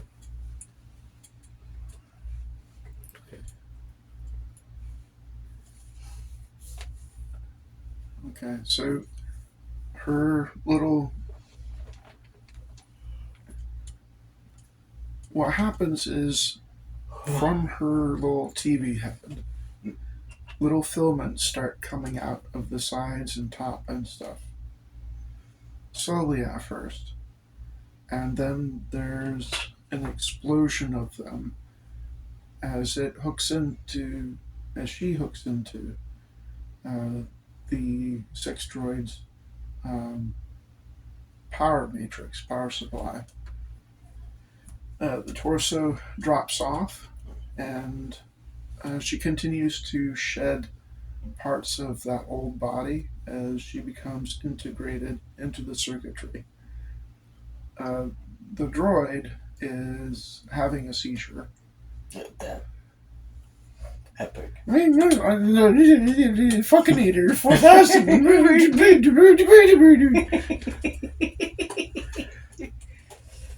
I said shut up, you! Fucking. And the filaments continue to spread outward. The Fuckinator is naked. It's not wearing clothes. You see those filaments extend out from the back of the head, around the skull, downwards through the neck, out through the arms, down through the legs, everywhere. It's faint, but you can see it like veins underneath the skin. Oh, so it's integrating. Right.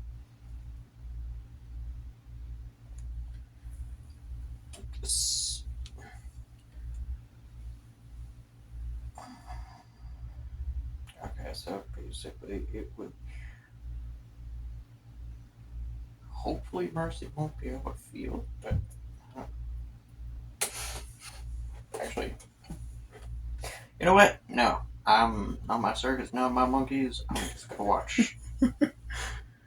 I mean, the Fuckinator has sensory input, so it's designed so that it can feel and. So Mercy will be able to feel this new body. Right. Okay. Well, I mean, just a question. I figured, hey, let the process finish. Looks fucking nuts, so I'm just gonna keep my mouth shut and I'll ask later. But, okay. And eventually the sex droid stops seizuring, and Just kind of hands to the sides, looking down for a moment before pulling back up and like looks at its hands.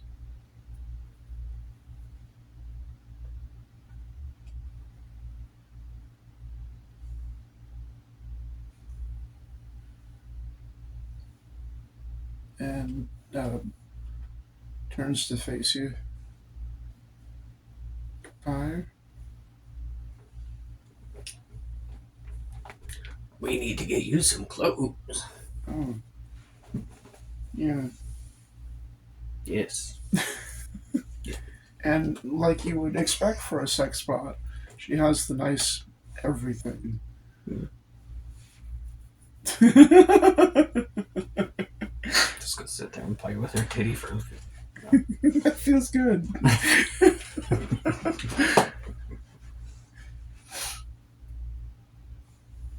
So you can feel his body, okay. It feels nice. But that means you can feel pain too? I would expect so. Yeah. I've seen some shit, so yeah, so we need to be careful. I'm guessing they designed this to cater to a lot of different appetites. Okay. Well, yeah. Then yeah, we. I'm guessing you close the port on the back of her head. Yeah. Squeaky. Yeah, I will go ahead and do that real quick. Aside from the overly sexualized nature of her physical form, she looks like a regular brown-haired human. Like you would not know she is a sex droid. I don't think I have that lab coat anymore. Shit. So yeah. You pass clothing stores on the way. Okay, so we can definitely just make a little quick stop in there. Oh well. Cool. Well, done that. We'll do that on the way out. So how are you feeling? Everything okay? Yes, you would.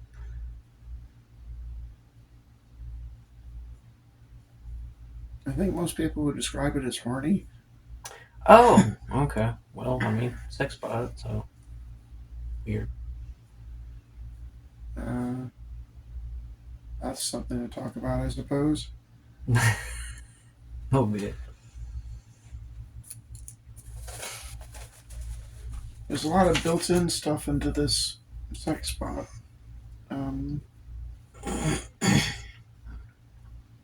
Don't know how useful I'll be. I just have like normal human strength.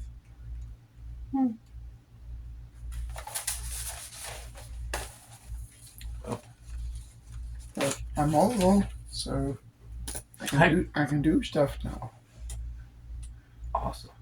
And okay, so am I going to need to bring the charger for the Fuckatron, or are we still doing the chair thing? How does that work? I feel like I probably need to bring the Fuckatron charging cable.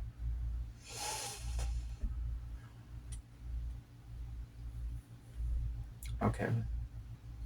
Have you ever seen the movie? Not the movie. Fuck. The music video Zarrakan. No. We can't play it because of YouTube music. But Zarrakan, something. Everybody gonna feel for you. Okay. And that's the ad playing over the sex bot display. Oh God. Okay. So it's like a music video. Fuckatron. Fuckatron gonna feel for you. Gonna make you feel good. Fuckatron. And that's just playing in the background quietly the entire time you've been here. What the fuck is that sound? What the fuck is going on over there? What the fuck is this shit? Fuckatron. Fucking, let's get the fuckatron out of here. Actually, I think, if I'm understanding correctly, this thing has a nuclear battery. So. Oh. So. A lot better than cell phone batteries that I was surviving on. Yeah, so. Cell phone equivalent batteries. Nuclear battery, something that wouldn't need to be charged, or something that definitely would. I don't know. I guess I eat stuff. Oh. Well, have a fucking meat stick. She goes nom nom nom nom nom. After she finishes, it's like, wait, does this mean I have to poop later?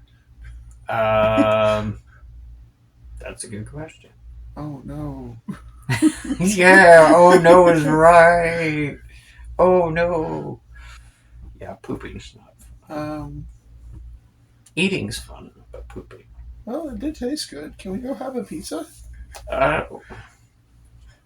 I don't know if we'd want any pizza from this planet. There might be some freeze-dried pizza or something. I mean, do you get sick from eating bad stuff then? Probably best not to try that out. Yeah, well, then probably not some of the pizza around here. But yes, we can try pizza. There should be a bowling alley not too far away from here. Okay. Well, let's go to the bowling alley. And she kind of like grabs your hand and kites you out of the sex shop off to a clothing store first. Yeah, maybe a little bit. And what happens next is a shopping montage. Awesome. In the middle of a zombie blown out city. Yes. With a giant mushroom monster running around killing zombies. Just in the background, fucking Mercy over there, like, You're being all girly. Yes. Does this make my taste look good? My boobs and butt. What about my butt? This is my butt. Does this make me look big? Oh, my butt look big. Awesome. She like twerks in front of the mirror. Oh, this is pretty cool. I like this. Got that super vibrate setting, fucking.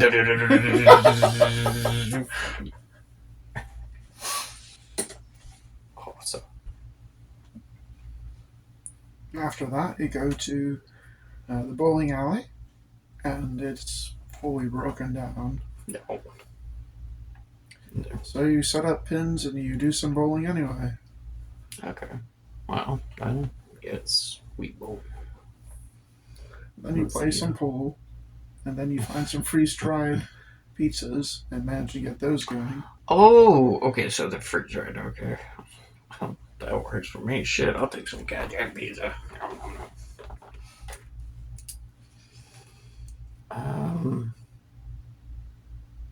Okay, so it's probably not something I could take with, but I do have the sweets. Technically, you can still eat these as freeze-dried, but it tastes a lot better rehydrated. Well, I mean, yeah, I mean, we'd what I'm saying is I probably wouldn't be able to travel with the pizzas on me without having a way to, prepare them or whatever. Because I don't. Without properly preparing them, they taste like a pizza-flavored cracker, as opposed to what it tastes a lot better when they're unfreeze-dried. Gotcha. Well then. So they are portable. It's just not as pleasant. Gotcha. Well, we will not carry freeze-dried pizza crackers, so I think we'll just go ahead and eat some. How? Fix like 3 pizzas or some shit.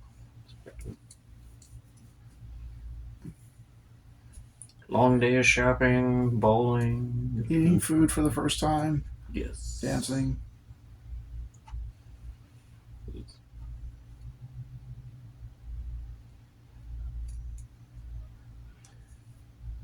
Um, it's dark out, so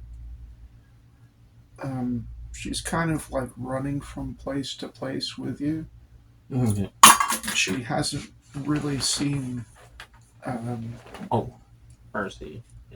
she hasn't really seen the city in the light of day yet. Oh, okay. Talking about mercy. Uh, And you do, like, from time to time, see Hoot running around. well, I mean, we will have to go out during the day too then.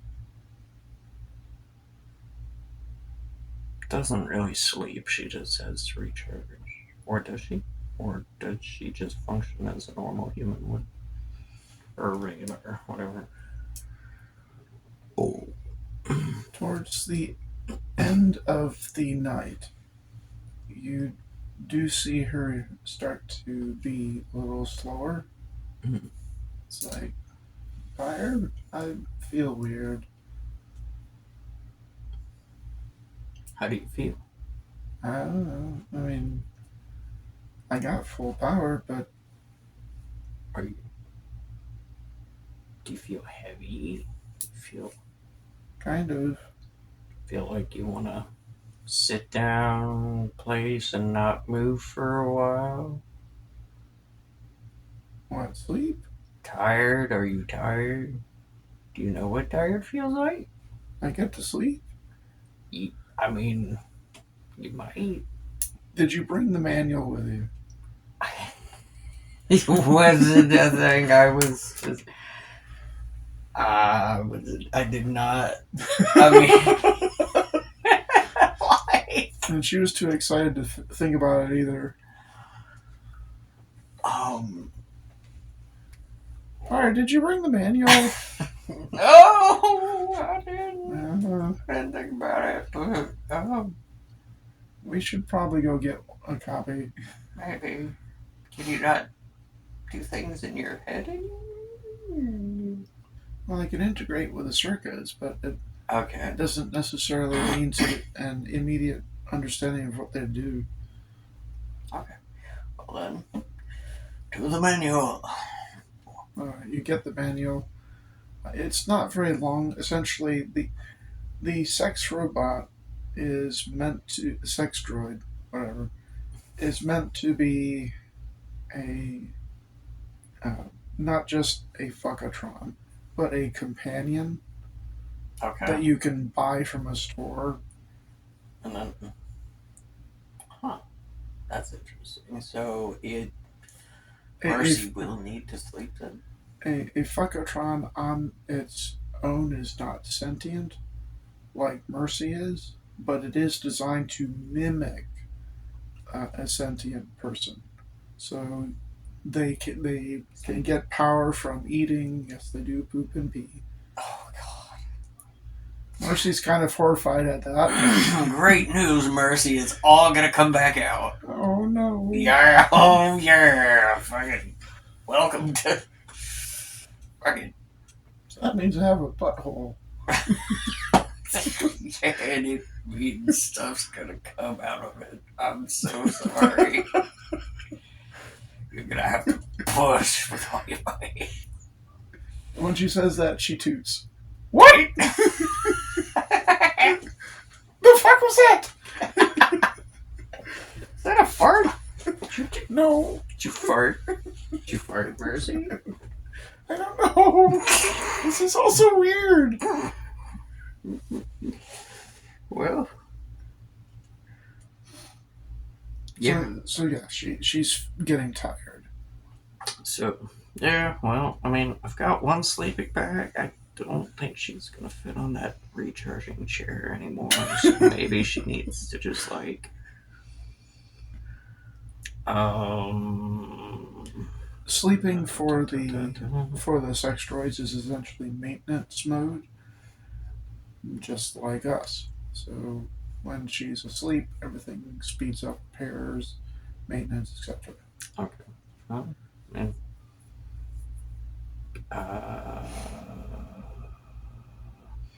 okay, so we may have to get you a sleeping bag somewhere.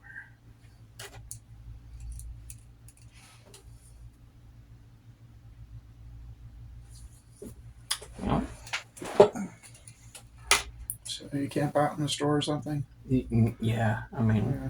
make her as comfortable as possible. I've got the only sleeping bag. Well, she can maybe like lay down on it with me or something. Like, She snuggles right up to you. okay. She's shorter than you, too. Oh,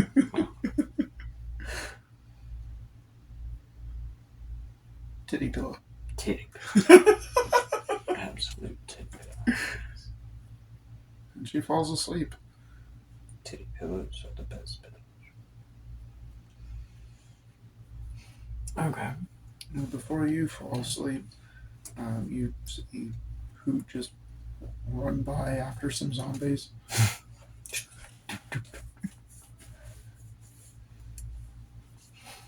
Good old.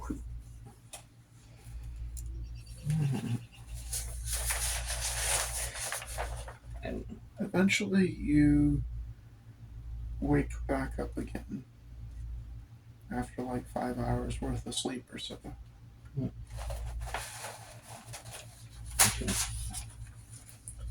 And it's day out. what if she wants to go outside? Well, Mercy's not next to you. Oh, okay. Oh, well then, I'm going to get up, panic, look for her. I guess. Mercy, Mercy, where the fuck you go? Tracking. Tracking. You're gonna have to shuffle. Mm-hmm. Well, it's an ace anyway. Would have been nice. Oh, we didn't know how to replace the other one, so.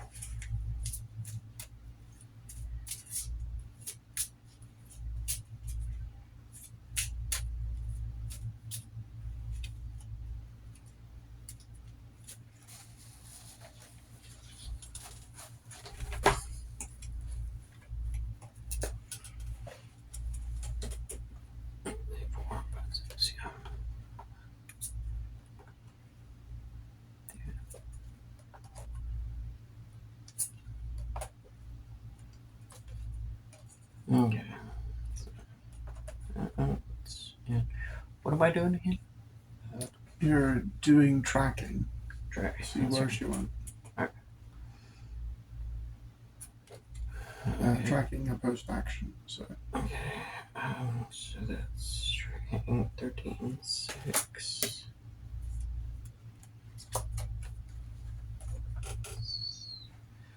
Thirteen six 1 13 6 1 7 13 20 1 2 3 1 2 3 20 so 8 6 14 so I get it by 6. Okay. It's easy enough to follow her tracks. She's wearing sneakers, and you see the little sneaker tracks. You find her about a couple blocks away, and you find her sitting on a bench, crying, holding a teddy bear. Going to sit down next to her and just kind of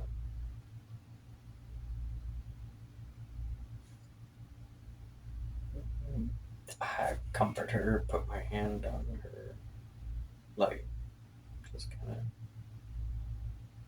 She leans into, but continues crying. On your way to where she is now, You know she's walked past tons of dead zombies and blown out stuff. Stuff that she would not have been able to see as clearly as you were running around at night, especially on the side of town that you were in. The side of town you were on was not as occupied as where she is now. Okay. Was as occupied as where you are now. So you've walked past heaps of dead zombies, Enough for her to get an men, idea. women, children, babies, Yeah. of all different kinds of races. Bird people, humans, lizards, etc. Where she's sitting right now is a bench in a park where it looks like there's a lot of drawn out fighting. So there are quite literally piles of zombies, and looks like a what looks like a very quickly assembled military-esque post assembled that was overrun. Mm. That is. As she's crying, you just hear her, and she's just like looking 1,000 yard stare. I didn't want this. I didn't want this. I didn't want this.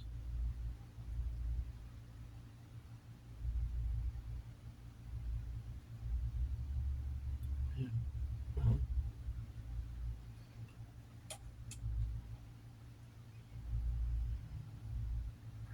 sometimes we do things without knowing the full extent of the consequences, and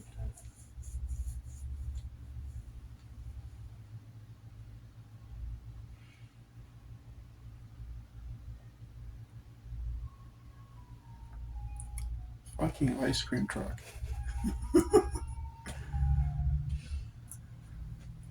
uh,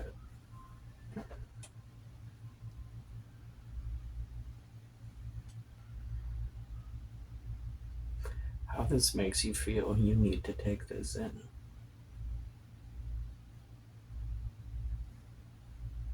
You need to understand how this makes you feel. And let that.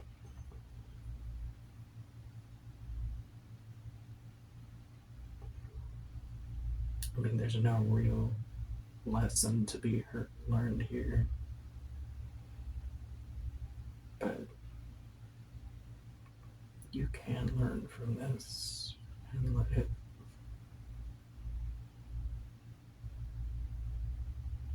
it help you in how you proceed.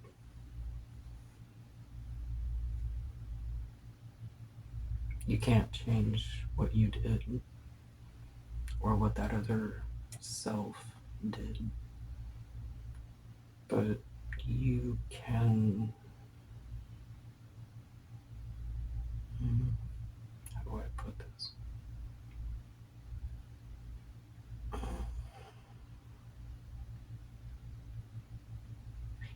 There's nothing to be learned, it's just going to hurt. But you can let this be a reminder of why not.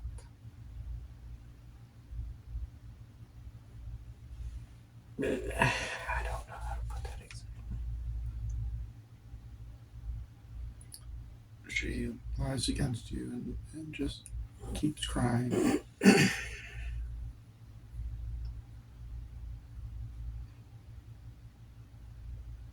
Okay. Okay.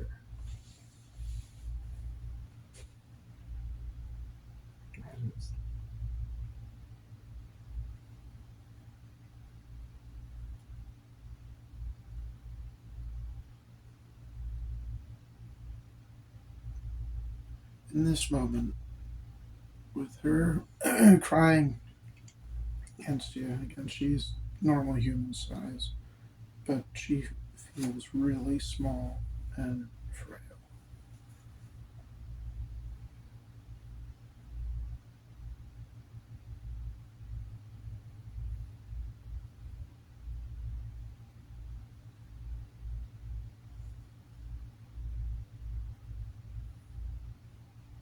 Makes the teddy bear a little tighter. It's not a new teddy bear. That's. I'm guessing she found it. Yeah.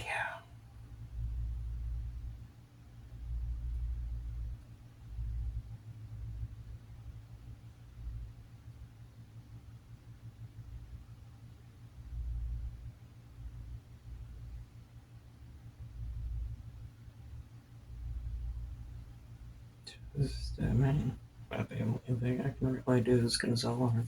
I mean,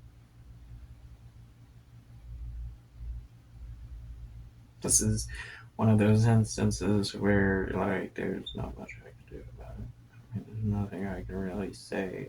All I can really do is be there for her as she's going through the emotions and the feelings and everything she's going to be going through.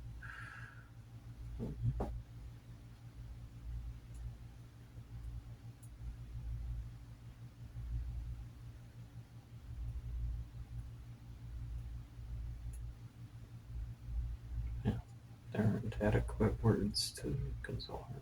So just keep hugging her, being there. You sit on that bench for about an hour, maybe more. You kind of lose sense of time until she stands up off the bench, turns to set the teddy bear down, just kind of pets it a little, and looks off into the distance, back from where you came.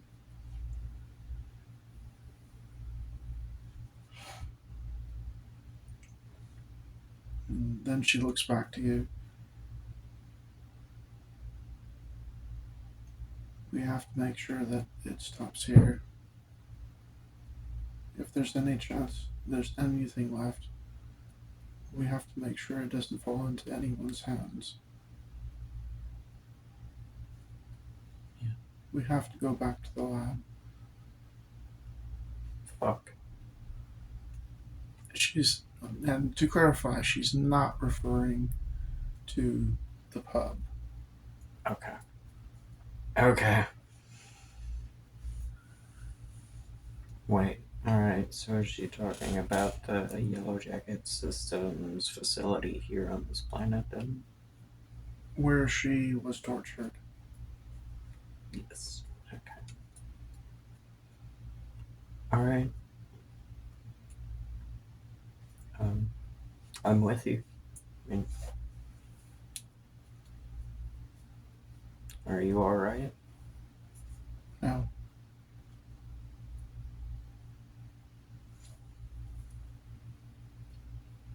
Do you think you might be eventually?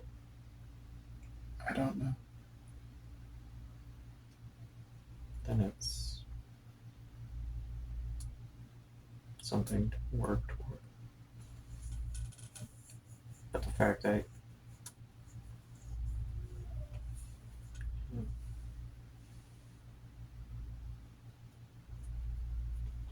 want to end it here,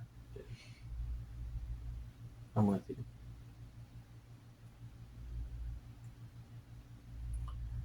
And with that, you both